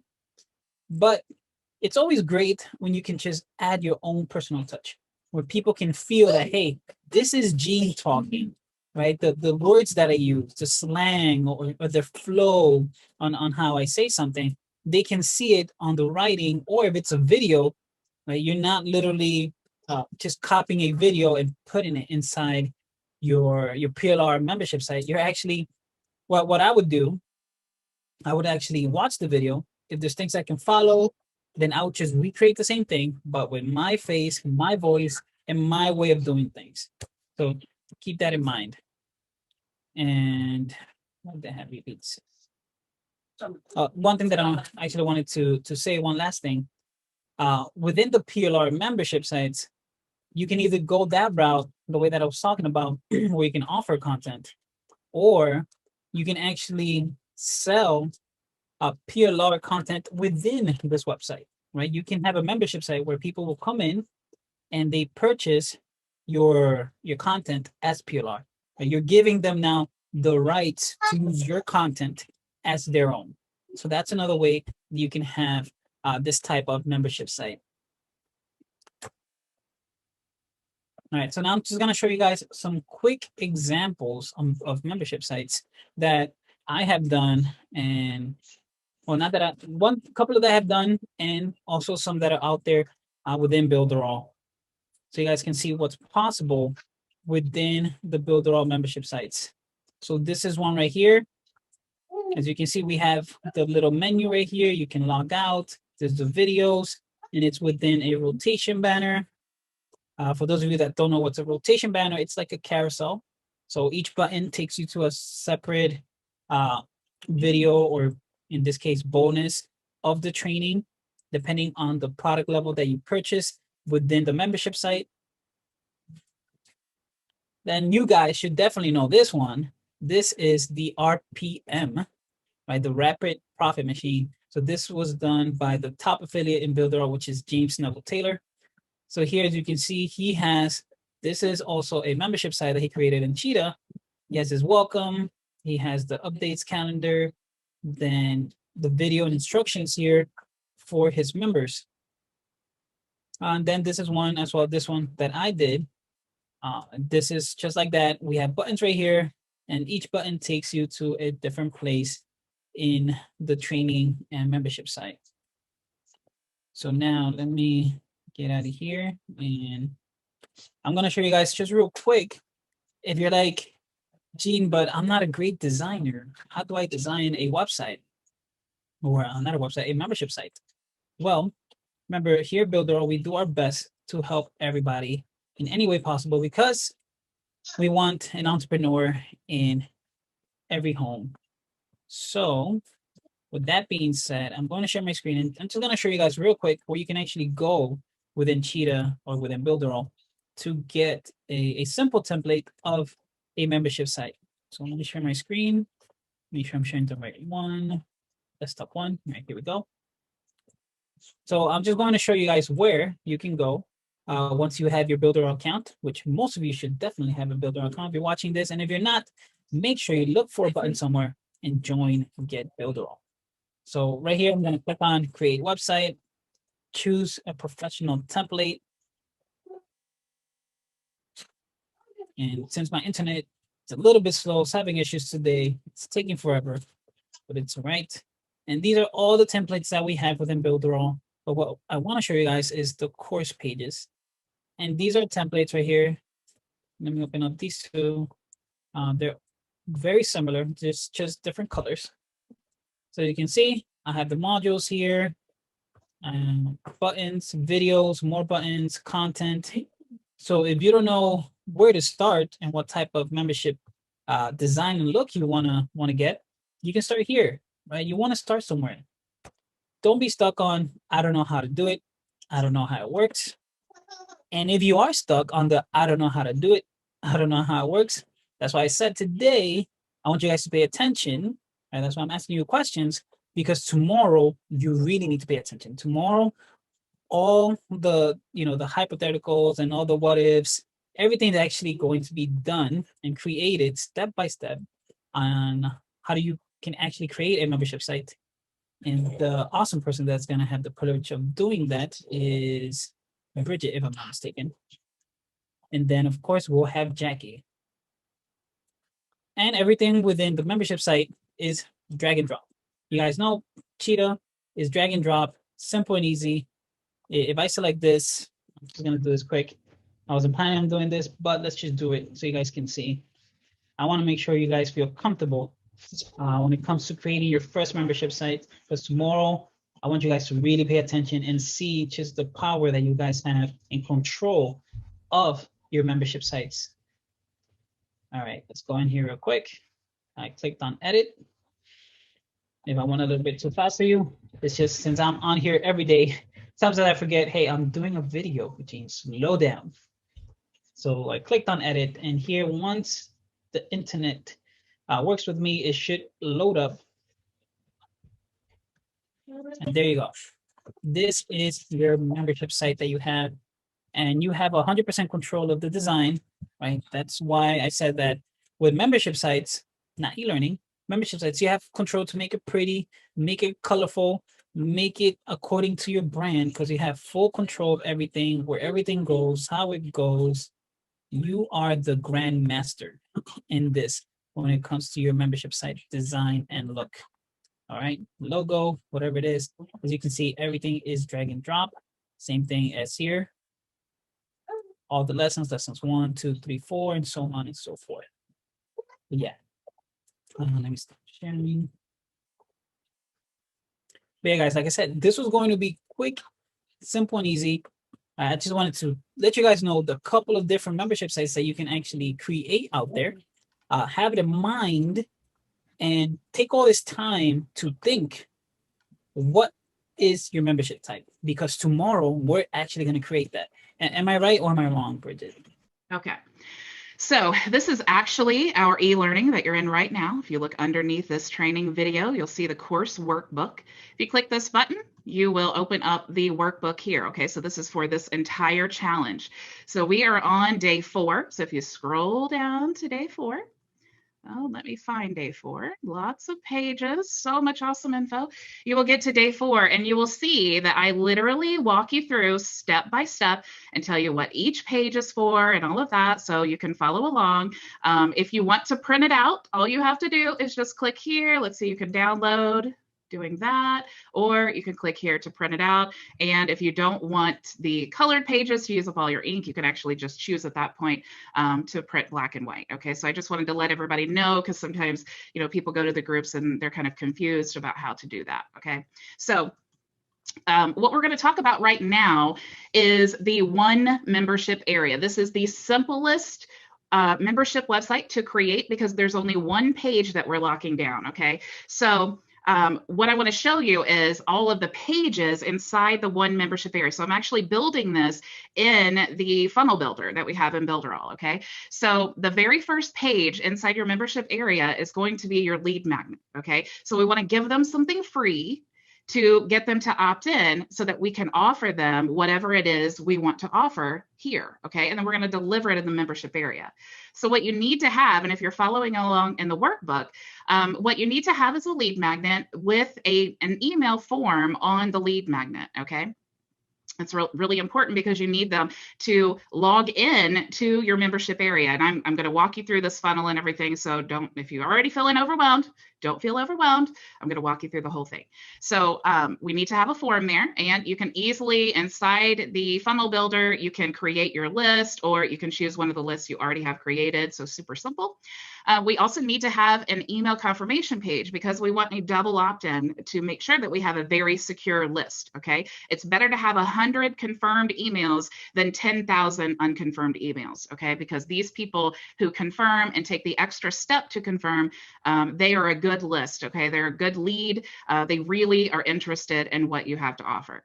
So after they've confirmed their email, we're going to go to the offer page where we are going to deliver our lead magnet, but we're also going to offer them something relevant to so for example, let's say that I wanted to sell a kitchen mixer or something like that. Maybe my lead magnet is 500 recipes that you can, cook using just a mixer or whatever. So you get the point. That was a really crazy example, but you get the point. So on this page, we need to have a checkout system, okay? They need to have a way of actually purchasing the item. So again, super cool. Inside the funnel builder, you can actually create your product here, okay? So I've already created it. And again, I show you what it looks like in the workbook. So if you're following along, you'll see. And then, of course, we have the membership area. So why do you need to have this membership page? Because once they purchase this and they go to this membership area, we only want the people who actually purchased it to get access, okay? Using a kitchen mixer to deliver in a membership area was a really silly example because you can't deliver that. But maybe it was a coupon or something, whatever. You get the point, okay? So, so we want to lock down this page. We only want the people who purchase to be able to retrieve that, okay? So they're actually creating their membership here on the lead magnet page. All right, so once you have this set up, you're just going to click Generate Site. Okay, now I've already done this. So once you click Generate Site, you'll go to something that looks like this. All right, so we talked about the pages already. Now that we're inside the membership area website that we created, we actually need to create and configure the membership area. Okay, so the first thing you want to do is click Create Membership Area. When you do that, you'll come to this form right here. Since I've already created it, we'll just go down here and I'll show you. When I'm creating a membership area or any sales funnel that has a lot of moving pieces, I love when I'm first building to label it what it is. Okay, now I could say, the membership area for, if I'm delivering a course or whatever product it is, but in this initial phase, I like to know that this is membership area 1. And what do I want membership area 1 to do? I want it to release upon payment. Okay, so the only people that would get access to this membership page are the ones who have paid. Okay, so I'm telling the membership area who gets access. Here I'm choosing, do I want them to authenticate their membership by a token, logging in, or both? I typically choose login, it's the easiest. And then here you want to choose which pages do you want this membership area to lock down. You can choose several pages or you can choose just one page. And since we only have one membership area in this funnel, we're only going to choose this page here, okay? So when you get to this area here to choose the main page, now since we only have one membership area, we're going to choose actually the membership page. That's the only page that we have that we're locking down. Okay, that's the only page that we have in our membership areas.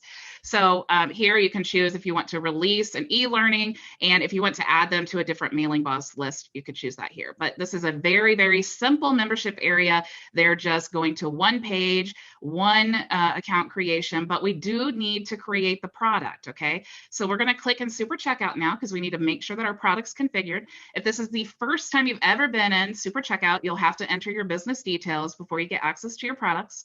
But you will go here and it will actually pull in the product that we created inside the funnel builder, okay, after you have entered your business details. So again, when I create the product, just to keep it simple in my mind while I'm building, I want to call it Membership Area 1 product, because that just makes it really simple. And again, you'll understand why I label it this way when we talk about the little bit, I don't want to say difficult, but a little bit more advanced funnel that we're going to show in just a second. So let's go ahead and click here to edit. So when you do, we have so much training on the super checkout. I don't want to spend a lot of time in here, but just to give you a brief overview, you're going to put the image of your product. You're going to put the name of your product, choose your language. You want to add some details here about your product. You can choose the type and then the category. We're going to click next.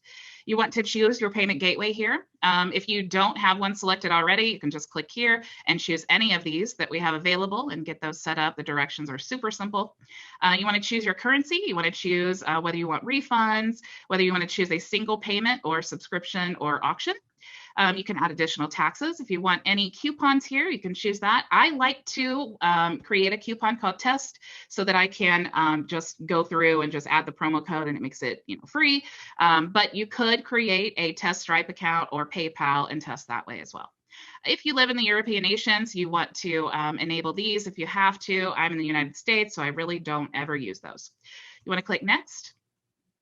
And you can create an affiliate program for this product if you want to, but we're going to click next for this example. And then you want to choose the checkout and the design that you want for your product. Okay, I'm just going to keep it the 3-step checkout here. And then you can enable a custom footer or use a custom thank you URL. But the important part is you want your thank you page to be the page that they're going to go to get their free product, okay? And then the page that you're selling this on is going to be the offer page plus the delivery of the lead magnet, okay? And I'm actually going to show you these pages in just a second. So once you have these set up, you're going to click next. And then you can configure your mailing boss here, your thank you email settings. And if you want to use an abandoned cart message, you can click there. We're going to click next. And we actually, now you see, this is the important part, okay? All of the product creation, no matter what you're doing, is relatively the same up to this point. But when you're working with a membership area that you want to release upon payment, this is the important part, okay? So we need to tell Super Checkout what we want it to do with that membership area when someone has made a purchase. So we want it to release the membership area here, okay? Now we only have one, but when I show you the multiple, you'll understand why it's really important to set a membership area to release with a specific product in the checkout, okay? You can also select this option here if you want to give unlimited access with no expiration. I do, so I'm going to click next. And then you can also use external scripts. You can enable the social proof or webhooks, or here's where you can release any of the e-learnings. We'll go ahead and click next, or not release, where you can actually have it create a registration. So once you get all of this created, you can just accept the terms. Of course, after you've read them and agreed to all the terms, you can accept the terms. Okay, so now we've configured our product to release upon payment. Now let's actually, once you do any kind of edits on this site here, you always want to republish, so don't forget that. And as we walk through these pages, so here's the opt-in page. There is something important you need to know when you're creating a membership area. You always want to give them access to the thank you page or to the membership area so they can log in and get their free thing, okay? So this is just a typical opt-in page. Once they opt in, they're going to go to this page here where it will say, go to confirm your email because we want to double opt-in. Then you're going to go to the first offer, and you'll see here they can make this purchase here, or they can just download the lead magnet. Okay, so that's the only choice that they have there. Here, they either purchase or they just get their lead magnet. I personally like to choose the buttons, but if you like the embed, you can have these two options as well. Okay, so that's basically the gist of a one membership area funnel. All right, so let's talk about now a more advanced funnel. So let's go back to the funnel builder. I'm going to get a drink of water.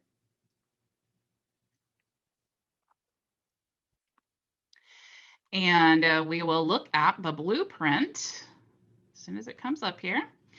We will look at the blueprint of the 4 membership area funnel. Okay, now you'll see why organization is so important. All right, so let me minimize this, a lot more pages, a lot of steps, okay?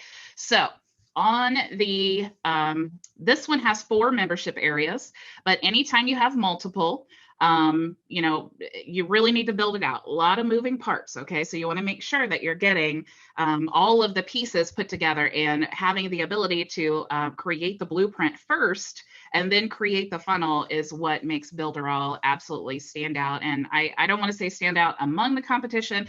It literally creates no competition for us because Builderall is the only company in the whole world that has the ability to map out the blueprint and then actually click a button to create the website. So to get started with the 4 membership area, okay, we're going to have a lead magnet. The lead magnet's going to be just the same. I mean, you know, it could be different or whatever, but same process. So we need a lead magnet. We need a form to send to the email list, okay, or to create their membership because they're actually creating a membership on this first page. And what happens here, we're going to determine through the process what they get access to here, okay? So they're actually creating a membership, one membership account, and then we will determine upon their actions what they will get access to, okay? So we have a lead magnet, we have an email form. They're going to confirm their email. They're going to go to the one-time offer page. Okay, so that would be like the same as the sales page where in the last funnel we delivered the lead magnet. But with this, we are actually going to give them a no thank you button. So we're offering them something. They can click here to purchase.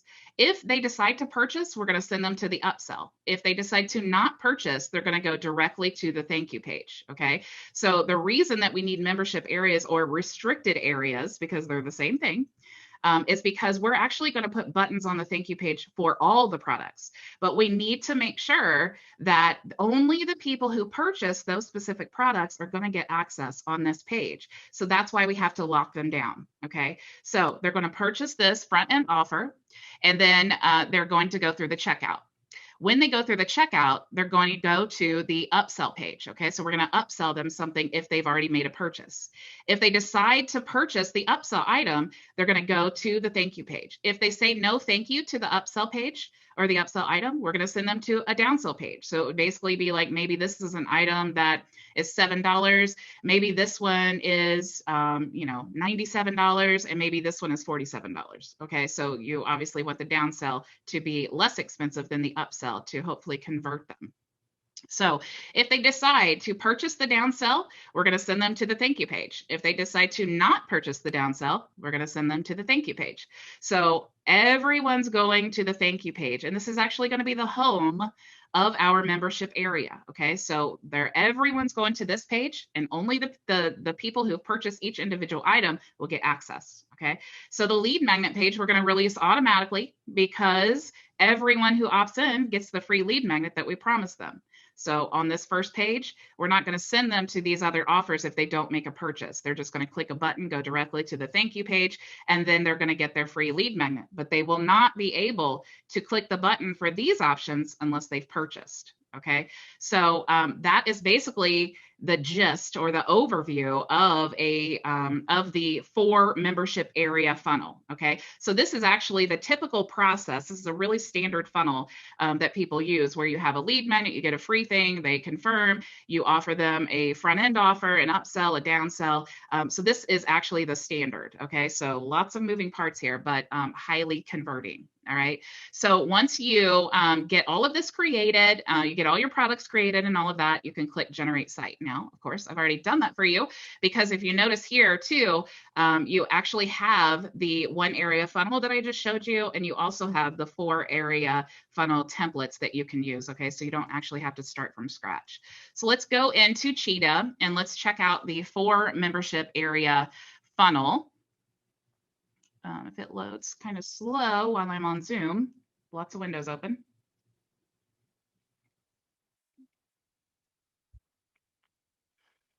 Actually, I contacted the developers and I said, can you slow this down a little bit? Because I need a pause to get a drink of water. Okay, so let's go ahead and click here. This is the 4 membership area funnel. As soon as it loads. And for this funnel, you know, we talked about the pages. So here's our lead magnet page. Here's our email confirmation page. Here's our one-time page.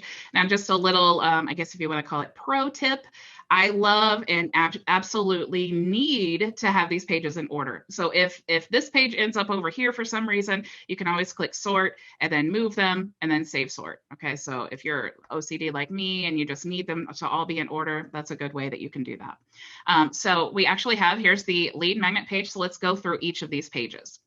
On the lead magnet page, what I actually did for this template is I just chose a blank template because I know when I'm creating websites, you know, when I first started, I used the templates that were already available, but then it actually kind of made it harder for me because you then have to change out all the colors. And sometimes there's a background image and you don't even know where to find it to change it. So I want to make this as simple as possible for you guys and just make sure all the parts are here. But I did use the blank option, okay, when I created the template so that you know where you need to add your own images, okay? So we actually have the register now button. So here is where they're going to register inside the funnel, okay? And then, of course, we want to give them a way to, like, maybe they've purchased some things and then they, you know, went shopping or whatever, and they didn't have time to look at it and they wanted to come back. They're going to come back to this website because that's what they first clicked on, or maybe that's what's in the email or whatever. So you always want to give them a way to access the thank you page or the home page of your membership site so that they can get back in, okay? So once they've done that, they'll go to the email confirmation page where it will tell them, hey, one more step, go check your email, click the link to confirm. When they do that, they're going to go to the one-time offer page. So on this page, we're going to offer them the first product that we have available. They can say no, thank you, and they'll go to the thank you page, or they can say, yes, I want it, and make a purchase. Okay, so we'll go to the upsell page then. And then here, we're going to upsell them on something because they've already purchased the one item. And if they do not want it, they'll click no thank you and go to the thank you page. We're actually going to test all of this out. So you'll see a live demonstration here in just a second. I just wanted to make sure that you'll understand the flow. Okay, so here's our downsell page. So here, we're going to offer them a little bit cheaper offer if they declined the upsell. But here they can purchase or they can say no thank you, and then they'll go to the thank you page. So you guys put in the chat right now, the ones who know what page of this funnel is going to be the home page of your membership areas. That is the most confusing thing that people, they struggle with. You know, when you're configuring all these membership areas, what is the home page? It's always going to be the page that you house all of the access to the other areas, okay, the areas that are locked down. So I will definitely check that out. I just want to know, and I wanted to know where you guys are at. Just let me know. So here we go. Downsell page, we go to the thank you page. Now, if you look at the thank you page, this is why this is the home page, okay? They get access to all the products. So we're, of course, we want to deliver our free lead magnet that we promised them. And we want to give them access to the upsell or the one-time offer, the upsell product, and the downsell product. You'll see here that sometimes maybe they purchased the one time, but they declined the other offers and they went to the downsell or they went to the thank you page. You always want to give them a second opportunity to purchase those items if they change their mind, okay? Because sometimes people are like, no, I just want the free thing.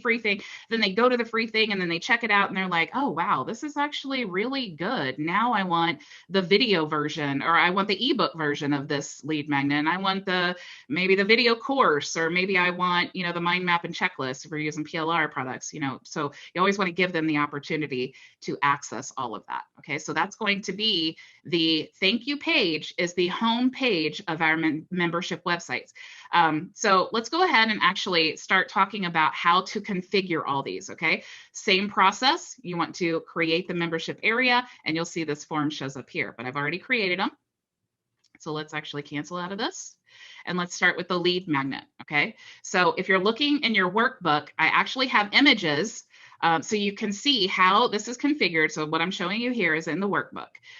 So the lead magnet membership area is a free thing. They do not have to purchase that free thing. So we're going to automatically grant access to everyone who opts in on that first page or registers inside of our funnel, okay? Everyone's going to get this free thing. So all they have to do is opt in. So we want to give them access to the Lead Magnet membership area. So you can see now we have all of these pages. You can see my thought process and why you need to really make sure that you're organizing all these. You can always go back and update the page names to whatever you want it to be. But when you're setting it all up, for me personally, it's better for me to know this is the Lead Magnet membership area page. And so this is the page I need to lock down. If I had just put Lead Magnet, I would have 2 Lead Magnet pages. So how would I know which membership area, which was the Lead Magnet membership area page? Okay, so that's my speech on all of that. So again, the home page of our members area is going to be the thank you page. We don't have any e-learnings and we don't want to put them in a different list. So we're just going to click save or cancel. The next membership area that we're going to talk about is the front end offer. So let's go ahead and click here. So you see, I named it front end offer membership area. This one though, we want them to have to purchase to get access, okay? So we're gonna choose manual payment and I'm gonna choose to have them log in.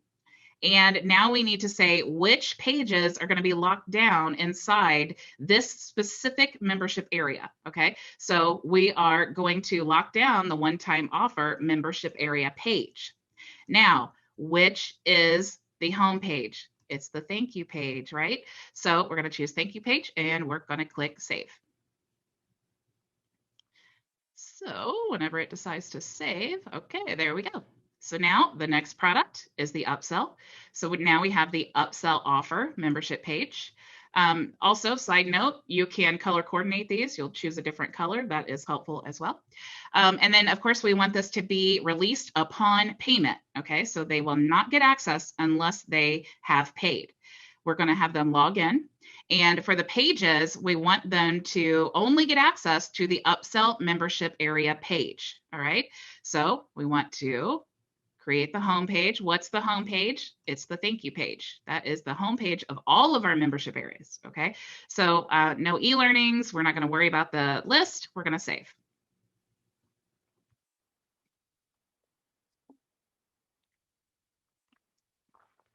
Okay, we have one more membership area, the downsell offer. So we're going to click here.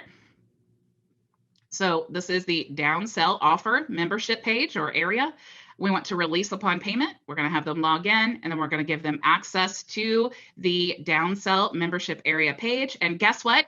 Guess what page this is? This is going to be the thank you page. That is the home page of all of our membership areas. You guys are going to get so tired of me saying this that you'll be hearing it in your sleep. And every time I'm doing like a Marshall Silver thing, I'm trying to hypnotize you to know that every time you get to this area, you'll no longer have this question because you will hear my voice in your head saying, it goes to the thank you page. That's what Bridget said. So Thank you page. Thank you page. That's exactly right. That's exactly right. Okay, so now we're going to click save.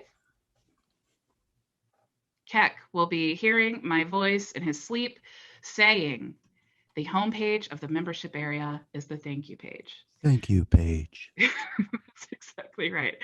Okay, so now that we've configured all that, we need to enter the super checkout because inside here, we're going to go to my products. And now you see, unlike the last one, we actually have 3 products in here. But I also told you, let's actually go and order here. Actually, let me go back and go in order that they appear because as soon as I edit that, it will change the order and I don't want to get confused. Okay, so we'll start with the first product that they come to, and this is all going to be the same. Okay, so we're just going to go directly to into restricted areas. Okay, so this is the important part. That whole process is exactly the same for all the products, except when you get to this area, you need to tell Super Checkout what area you want it to release upon purchase. Okay, so since this is the front end offer membership area, we want that to be released there. Okay, so I'm going to actually just click save here and let's go. And we're going to fill out all the details. And then once we get to the restricted areas here, we want to make sure that it releases the upsell offer membership page. So many moving parts here, you guys. Again, I just want to stress this is why organization is so important. You can always change the names, but save yourself the headache and frustration and just call them what they are and make your life so much easier. Okay, so I'm going to click save here. Now we just have the downsell offer. So I'm going to go to edit. We'll go to the integrations here. or the restricted areas. And as soon as it loads, it'll say downsell offer membership page. Okay, so once you have all of those configured, I actually, and just to show you, I created a coupon here. So, and it's called test. And so this is what I was saying. I love to use coupons to test. I think it's more beginner friendly, but if you are familiar with creating test accounts in Stripe and PayPal, that is definitely the best way. But if you are overwhelmed by that and you just want to test this out, you can always create a coupon here, and then you'll just tell it, you know, whatever you want. Let's say if we add coupon, you give it a name and you tell it fixed cost or the percentage, and or you could choose, you know, 100% off or whatever, and then you give the dates it's going to be valid, and that's how you create a coupon. Always remember to update the list though, and then you do have to go to each product, go to edit, and then you'll see on the pricing page here, this is where you select that coupon. Okay, I just wanted to let you guys know I get that question a lot too. So let's get out of here. What I'm going to do is actually I'm going to pull up this page here, and since I am testing, you always want to test in an incognito window. I'm already in incognito, but I want to open up a brand new one, and I'm going to click Control V, and we want to register. Okay, so this is what our lead or our client is going to see. We're going to go ahead and enter an email, or actually, let's just say BA Gmail at BA, or we'll say at, I can't type, BA Gmail at gmail.com. I just need to remember that email, so I'm going to copy. And then we want to create a password. So let's see, I'm just going to say team123 and team123. Okay. So you guys help me remember which email. So my email is bagmail@gmail.com and team123. Okay. So we're logging in. Here's where the magic happens. If we did everything correctly, this always makes me nervous, especially when I do it live, because even though I test, you just never know what kind of little hiccups come in there. That's also why I created the workbook for you, so that you, if something doesn't work right, you can always go back and follow the workbook and then go through each step. Okay. So I am the lead right now, and I get to this page here, and I am blown away by this video, and I think, oh my goodness, I have to purchase this item. I cannot live without it. Okay, so I'm going to go, yes, I want it. So we're going to go through the checkout. Let me go ahead and add my coupon here. I'm going to apply, and now it's free. I'm going to go to the checkout, and let me go ahead and enter my name here. And I'm going to put my same email, gmail@gmail.com. And let's see if you guys can remember my password. If you put it in the chat, all of the rock stars are going to remember. I just already know. All of our regulars are going to be like, I already know what her password was. Okay, so now it's free. We've created our account in Super Checkout. Let's go buy now. Oops, even I didn't remember. Let's see. 1, 2, 3. Why didn't I do that? All right, so let's see. Team 1, 2, 3, and team 1, 2, 3. All right, here we go. So we've purchased our front end offer, or our one-time offer, whatever you prefer to call it. And yay, thank you. So I'm going to click continue. And now here we go to, it's redirecting. Sorry, this is running slow, guys. It's one of those days. And now we come to the upsell offer. Okay, so I'm looking at this upsell offer and I'm like, oh, you know, it sounds amazing, but $4 is just way too much for my budget. So I'm going to say no, thank you.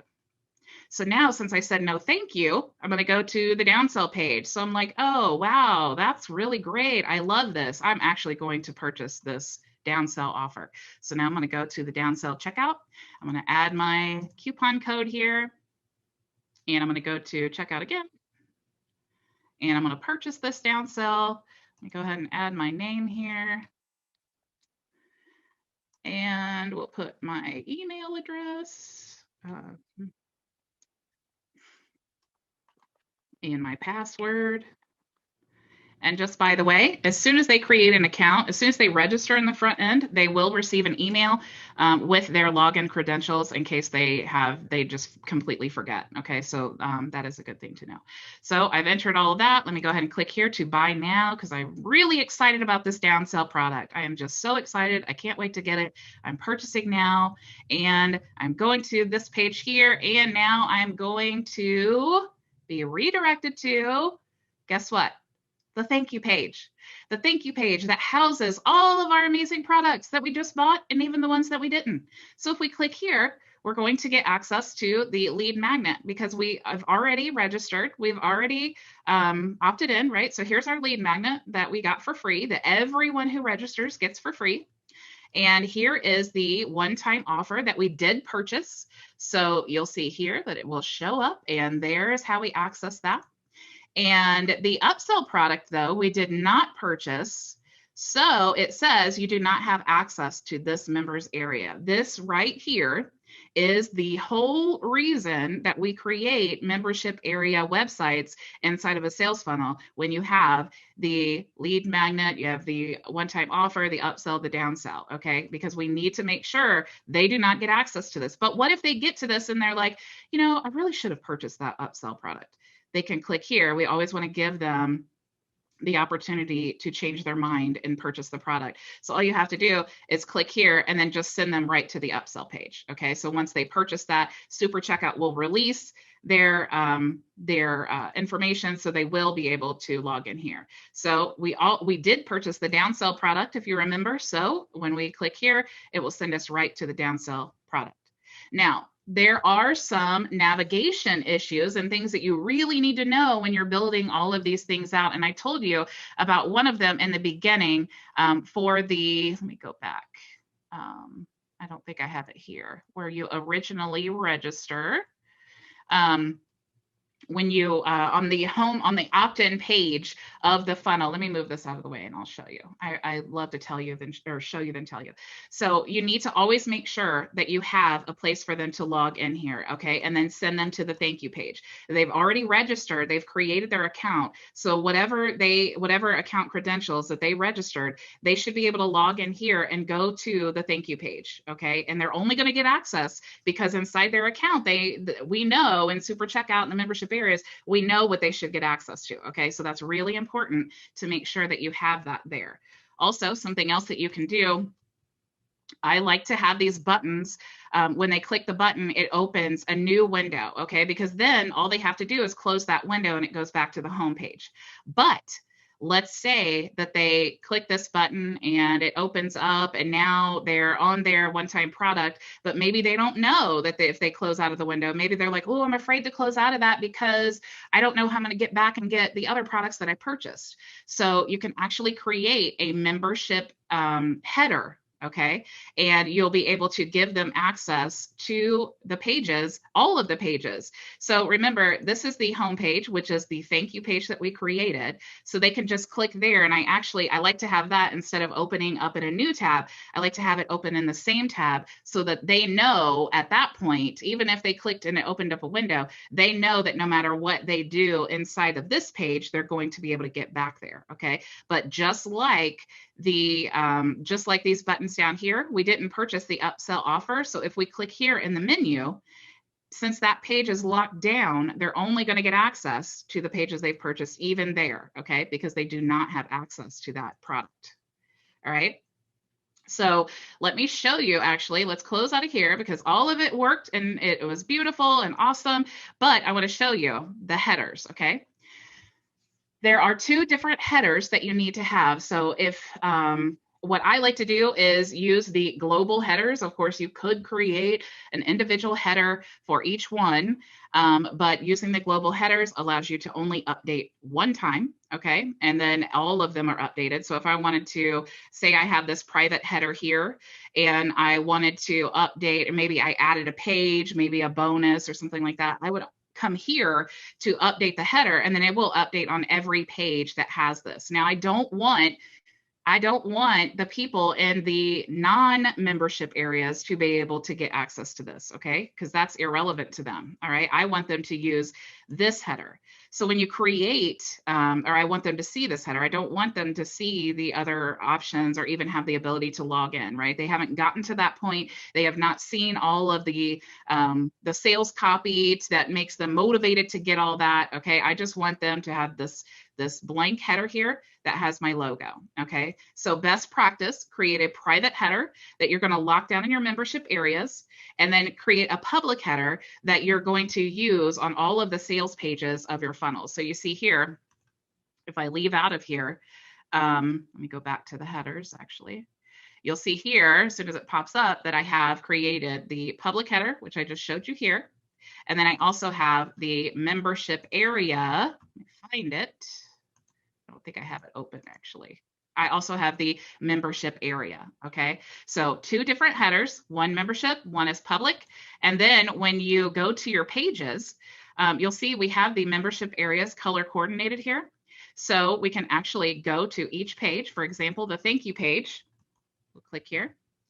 On the thank you page, what do you want to have? Since that's your home page of all of your membership areas, you want to make sure that you have that set as the what. You guys let me know in the chat, what do you think, which header does the thank you page need to have, private or public? It already loaded and it told you the answer, okay? So it actually needs to have the private header because you want them to get to that page and have access to all the membership areas. So you need to have that private header, okay? But if you had on the lead magnet or the email confirmation, none of these pages are locked down, okay? So real simple tip to let you know which header needs to be on each page. If it's a membership area with this little dot, put the private header.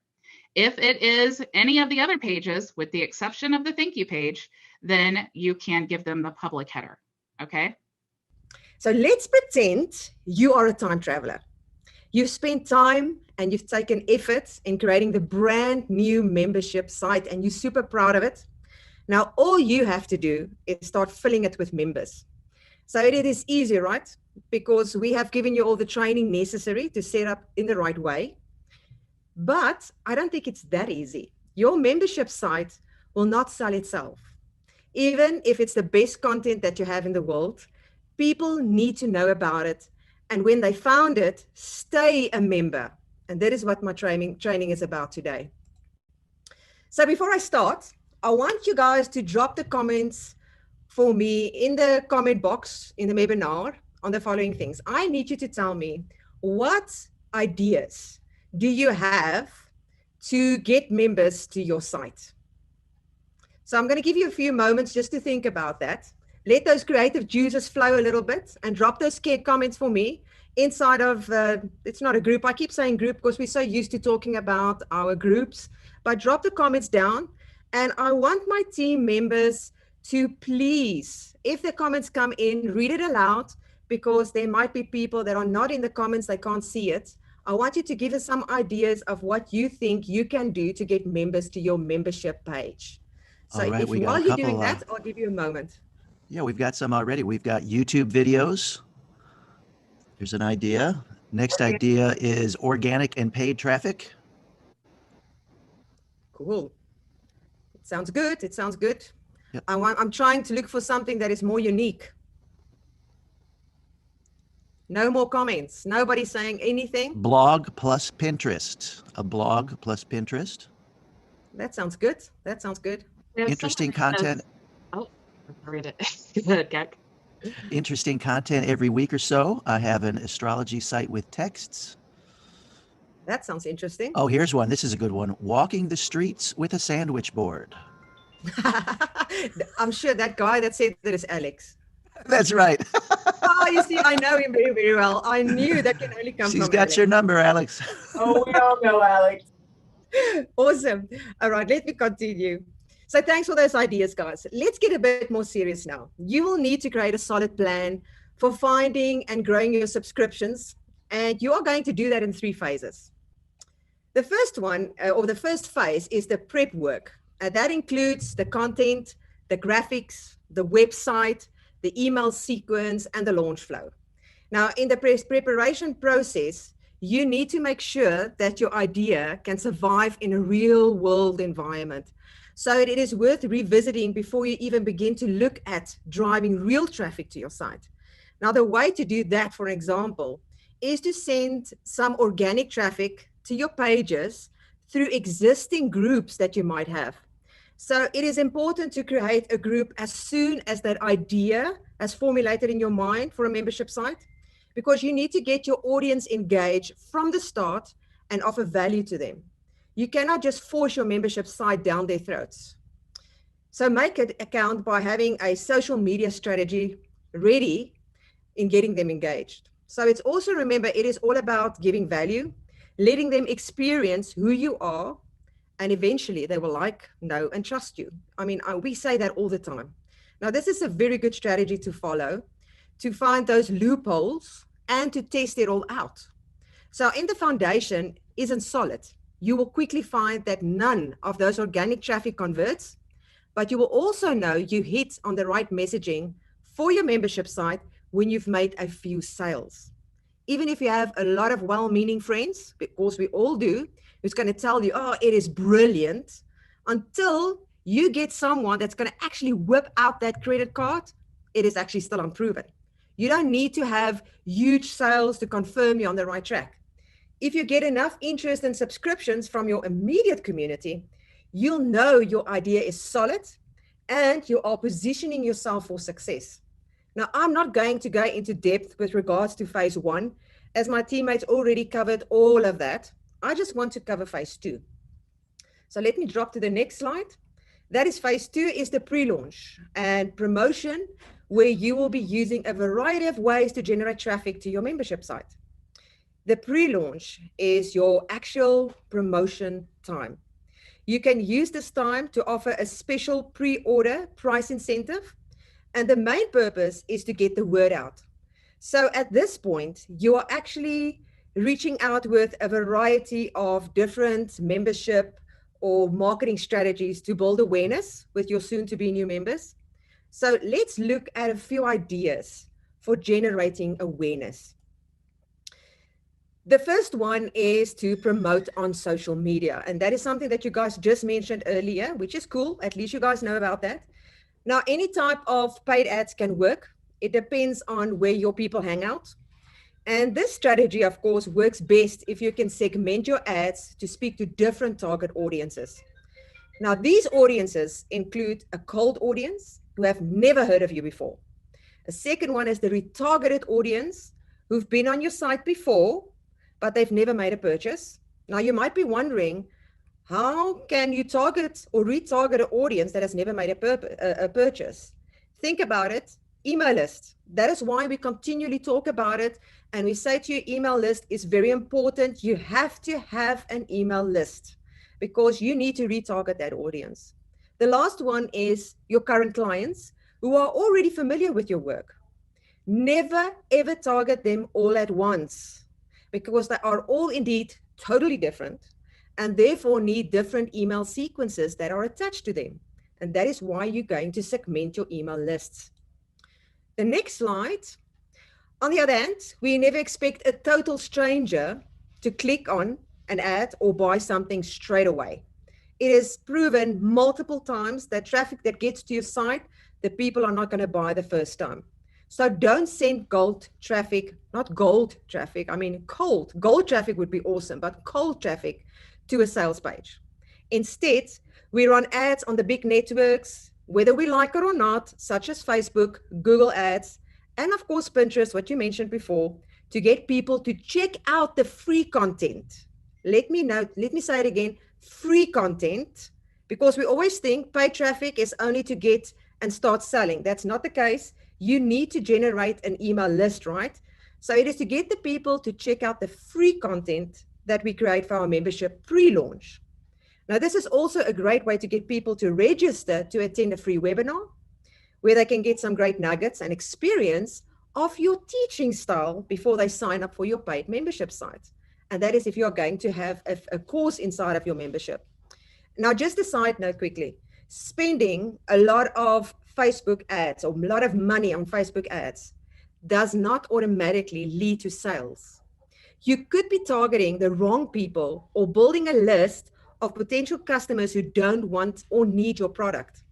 The bottom line is dollars in doesn't automatically guarantee the dollars out when you are promoting your online courses with Facebook ads, and therefore time should be spent in making sure you know your audience before you actually start attempting to do paid advertising.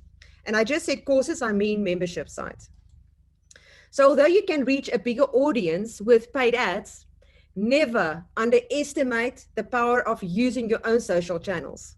A single well-crafted post can trigger hundreds or thousands of shares and bring in a truckload of unexpected revenue.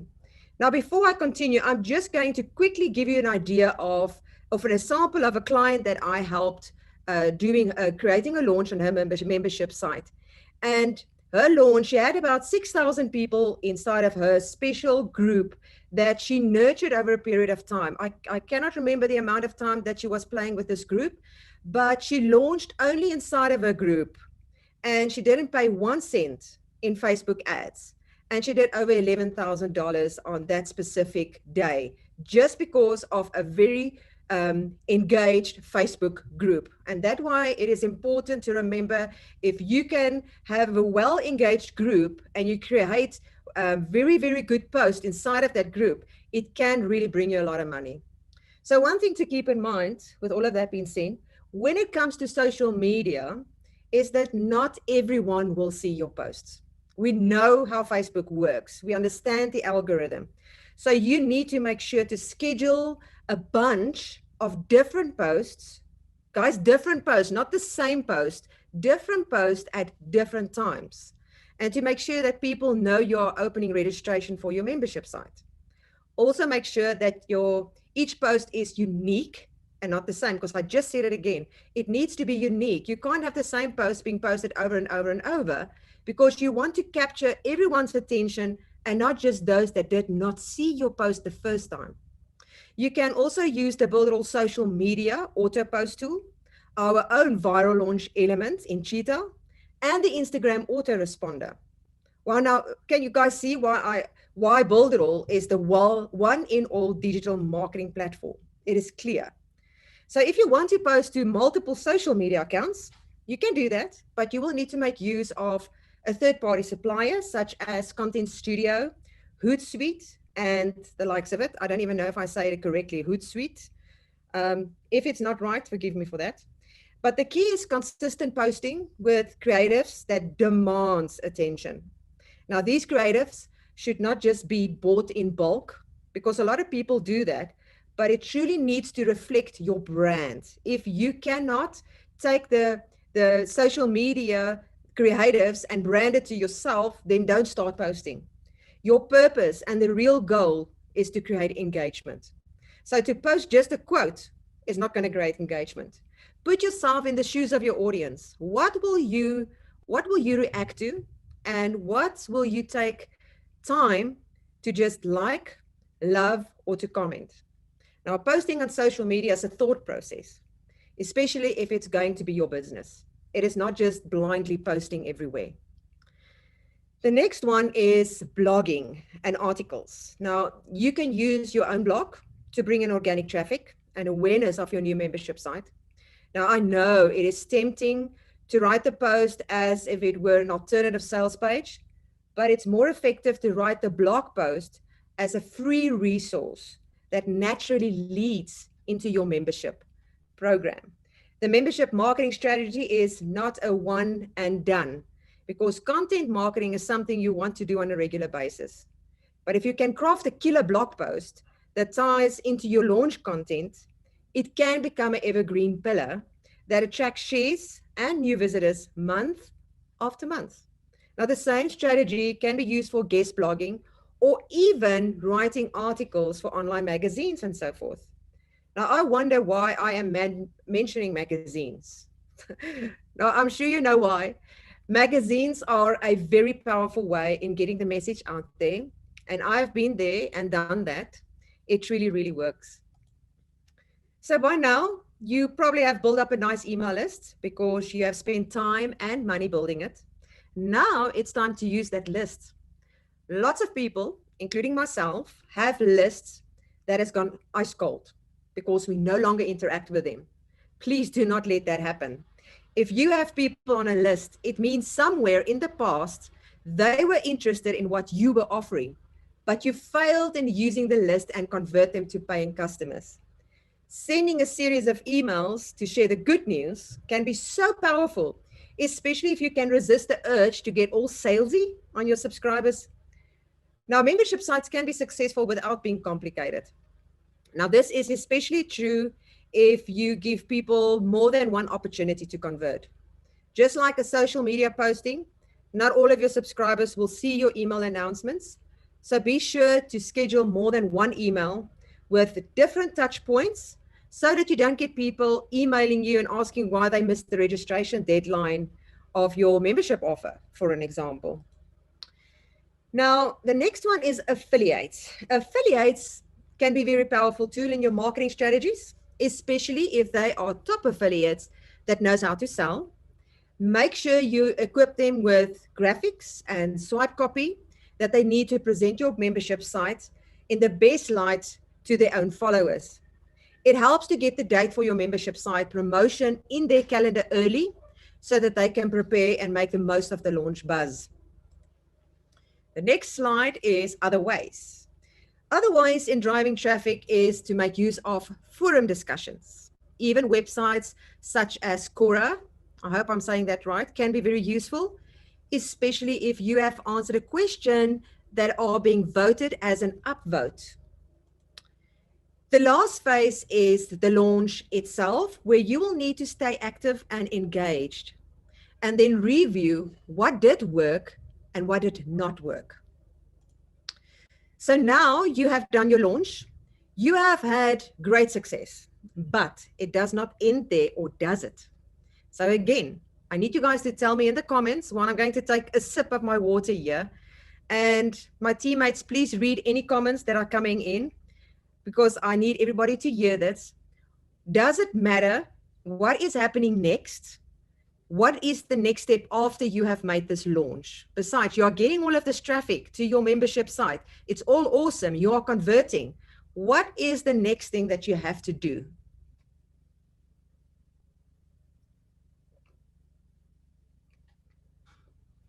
Can you guys hear me? Yes, we can hear you. Is there any comment? What's the next step? Just give Yes. just a second here. There's a little bit of a delay. Yes, we must keep them engaged. All right. Somebody cool. else says the next product. Another one for engage.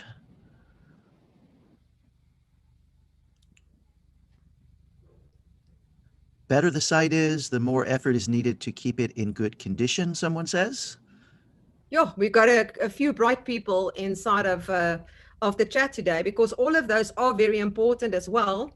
And to have an additional product and more products added is actually part of the whole process in keeping a membership going. But there is one key, and that's what we're going to look at right now. So thank you, guys. Let me continue to the next slide here. You will need to have a strategy in place to keep those precious members. And that is what all my next slides is going to be about. So which is more valuable to your organization? One new member, one retained member? Can you guys drop in the comments, A or B? A for one new member or one retained member? Which is more valuable to your organization? Go for it.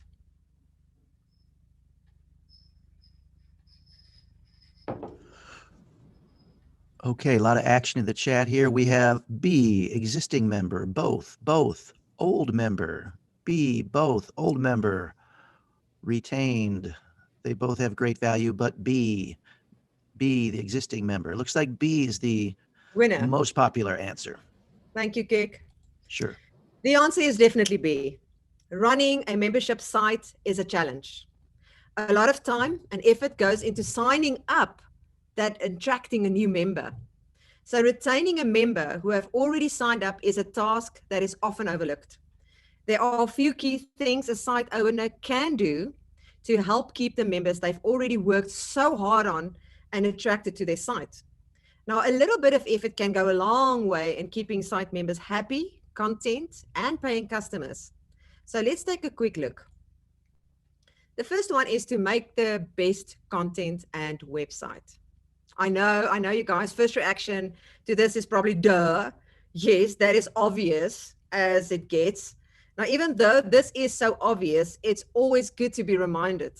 Creating the best content or service you can is the best way to keep your members happy and continuously customers. You need to focus on the quality and not the quantity. It is tempting to rush and just create as much as you can. Resist that temptation and focus on quality. Eventually, the content will fall in and you will have a great site that will sell itself. The point here is, if the value of your site is high enough, you shouldn't have to worry about retention. No one will want to leave. The next one is rewards. Use discounts or special content to reward your members for their loyalty. Reward your oldest members first. Reward your members on their birthdays and membership anniversaries. The rewards really don't have to be big, guys, but getting something for nothing or just being recognized, it really makes people feel special and it builds that loyalty. Next slide is competition. You have to check out your competition. Doing more and better than your competitors is the general school of thought here. I'm going to change things up a bit and say, do something different. Find a unique way to differentiate your site from your competitors. This makes you unique and can set you apart when all the things may look equal to the potential customer. Identify who your competitors' weaknesses are and make that your strength. Now, pointing this out to potential customers makes marketing so much easier. My next slide is world-class support. Always be kind. Go out of your way to be nice. Members will be grumpy when they have to contact support. And whether you are the only support person, they're still going to be grumpy. Most contact with support will be about something negative, when something has gone wrong. Now, you can't please everyone all the time, but you should still try. Go out of your way to be as helpful, even if it becomes clear you are going to lose that customer. Good word of mouth is priceless. Losing a customer doesn't necessarily have to equal bad word of mouth. It's almost impossible to actually quantify this, and there are no analytics to track it. It's plain old common sense and treating others how you would want to be treated. So I'm sure yourself, you have had and interact with some kind of customer support recently. So think back on that experience, on how it could have been better. Make sure your site is giving the best support experience possible. So when a new member reaches out to support and the problem is resolved quickly, it leaves them with that good feeling.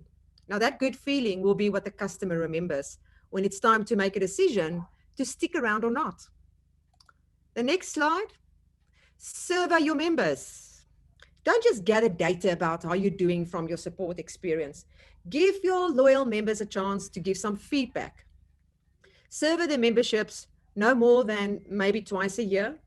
Now, the percentage of people you send to the survey actually gives you the feedback. Maybe small, but it can be a valuable tool to get some info on how you are doing. If there is something going on that you have overlooked or haven't thought of, that might come out in the survey too. Make the survey anonymous. Don't ask for only negative feedback. Ask them what their favorite feature or content is. Ask what features or content they would like to see added. Now, Builderall, guys, just released the survey feature to the beta users. So soon you will be able to have that too. So again, can you believe it? BA is truly the all-in-one digital marketing platform in the world. There is no doubt about that. The next one is experiment with drip content. Now, with these features available in Builderall, you control when your members have access to content. For example, the way that Bridget showed yesterday. By giving the member access to videos one step at a time, they can't see the videos that haven't dripped for them. You can also set expiration dates for when the content is no longer available. Use these features to keep your members engaged with your content, and they will be less likely to consume everything at once and then leave. The next slide. Discover why they joined. The reasons why people join a membership site are either they want to network with others in their field or they want to access specialized information. So imagine you've got a, let me think of one. You've got a crochet membership site and someone joined because they love to crochet. But all your activities and lessons are about how to find crochet patterns. Now, this person maybe become disappointed and end up leaving. If you have run out of content, you can always create surveys again to see if they would like to have additional content added. Collecting this type of information from your members will ensure you are on the right track to engaging and retaining your members to the best of your ability. Then you can also have a monthly newsletter. It is a great way to stay in contact with your members. If you can add value to them over and above the benefits they already receive in the membership site, you will surely keep them more engaged and happy. You need to identify who isn't engaging and send them a win-back email. If you can't identify which of your members aren't engaged, you can't do anything to win them back before they end up lapsing. So your member database should be organized in such a way, and database I'm referring to your email list, that allows you to easily identify who these people are. Once you identify these people, send them a win-back email. A special offer may be designed to re-engage someone with your content. The next one is an awesome way to make them stay. And that is to add a welcome video to the membership page. It is really a cool way in welcoming a new member. The video can give insight as to the navigation of the site, what they can expect, where to go for questions, and so forth. People love video more than pages and pages of text. We all know that. We are almost done, guys. Just hold on for a few more minutes. The next slide, although some membership sites are simply drip feeds of content with little or no input from the owner, members will have a much stronger reason to join if they know they'll have insider access to you. So depending on your setup, that could mean live seminars or webinars where people can ask questions through chat or over the phone, forums where you post regularly, providing help and support for your members, a text chat room where you hold like office hours kind of thing or something similar, your private Facebook group where you can chat with members, a contact form that ensures you spot messenger messages quickly in your inbox. And even if you're busy, stay involved with your membership site. It might help to set aside time on a regular basis to actually interact with them. For an example, you might check forums daily, send out an email weekly, and hold a live webinar, let's say every 3 months, maybe. You need to lead the way with the interaction. And if your subscribers get quiet, start an extra topic, create a new course, or do something that will allow them to not be shy and just explode into your chats and into your groups. The next one is to run group events and challenges. Maybe you've provided tons of great materials, e-courses in bite-sized chunks, pre-recorded seminars, video tutorials, but members just don't seem to be engaging with them. Some people enjoy working at their own pace, guys, alone, like myself, but many find it easier to stay motivated and on track when they are going through material within a group. You don't necessarily need to have a big event to get people involved. In fact, simple is probably better. For an example, let's say you are running a summer challenge in your membership site that is all about writing, like an author writing. To help people or members to work towards their writing goals, each week you could create a super short video, maybe 1 to 2 minutes long, with a bit of encouragement and call it maybe a mini challenge for the week. Make it easy to participate and fun. Now, I found that offering prizes creates a great incentive for members to actually take action. Now, I think there is only 2 more slides left.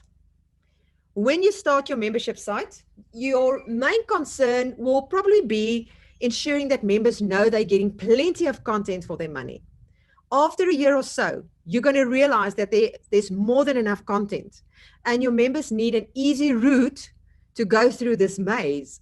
Now, if, for instance, you put out 1 recorded seminar, 1 Q&A every month, and 1 course of video lessons every 3 months, you will have 12 seminars, 12 Q&As, 4 courses after just a year, plus any extras you might have added. So if you can try to do this, create rather, to help you with that maze, create rather another welcome page or something similar for the new members that are coming on board to get them started quickly. Update this on a regular basis and remind the members of the older resources that they might have missed. If you produce a new seminar or course, make sure that you link to the older ones too that are relevant. And this is how you can make sure that your subscribers stay. That was now all in a nutshell. There are plenty other ways that you can also incorporate. And I've given you more tips and ideas in the workbook. Just go to day 5 of the workbook as well. And you will see another ideas or some more ideas in article day 10, I think. So I hope you've enjoyed the training. And on behalf of the Mag5 team, as always, I would like to say thank you for attending the last 5 days. And remember, we are here for you and we would love to see you exceed. And like we always say, go out and build something amazing with Build It All.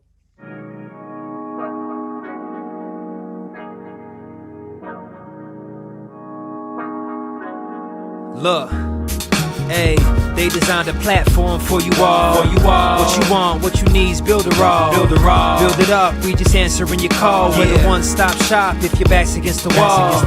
Yeah, you're a Build It All rock star. Hey, you can build it all, go hard. Sign up and you'll see we got it all. We're the one-stop shop if your back's against the wall. Look, if you're trying to build the name of your brand, came with a plan, get your name in demand. With Build It All, you can save your day in advance. Keep the apps automated so you barely need to glance. Listen, think of all the power that you hold. It's a new globe, everyone is grabbing for their phones. Imagine the control, build your passion on your own. And the more that you connect, the more attraction they will show. Not only a sales funnel, look, this is more advanced. This will help you compete, but have the upper hand. Keep your products in demand. It's all in one spot, you don't have to calculate and feel afraid with your thoughts. Automate your response, drag and drop your site or click map your fans, see the pages they like, or use the video wrap or capture their sites. Design your own app from scratch, just how you like. Yeah, they designed a platform for you all. What you want, what you need's Build It All. Build it up, we just answering your call. We're the one-stop shop if your back's against the wall. Yeah, you're a Build It All rock star. Hey, you can build it all, go hard. Sign up and you'll see we got it all. We're the one-stop shop if your back's against the wall. Design with y'all in mind, let entrepreneurs shine. Tired of the 9 to 5, you starting your own grind, and it's alright. They got the tools you need. The connection they designed is truly unique. Never been able to express my views with ease. I move, release, double click, and ooh, I'm pleased. My clients as well, tired of the hoops and leaps. Too many things in the way of my truth and dreams. A Build It All rock star is what you really are. Tune in on the internet will make you a star. You don't need to study hard, all it takes is a start. Work every day and move higher till you way off chart. Stay on, never sleep on none of the apps. It's a free sign up just so you know in advance. Build It All's for the legends, nothing's holding you back. You got the tools and the plan, you can stay on track. Believe that. They designed a platform for you all. What you want, what you need's Build It All. Build it up, we just answering your call. We're the one-stop shop if your back's against the wall.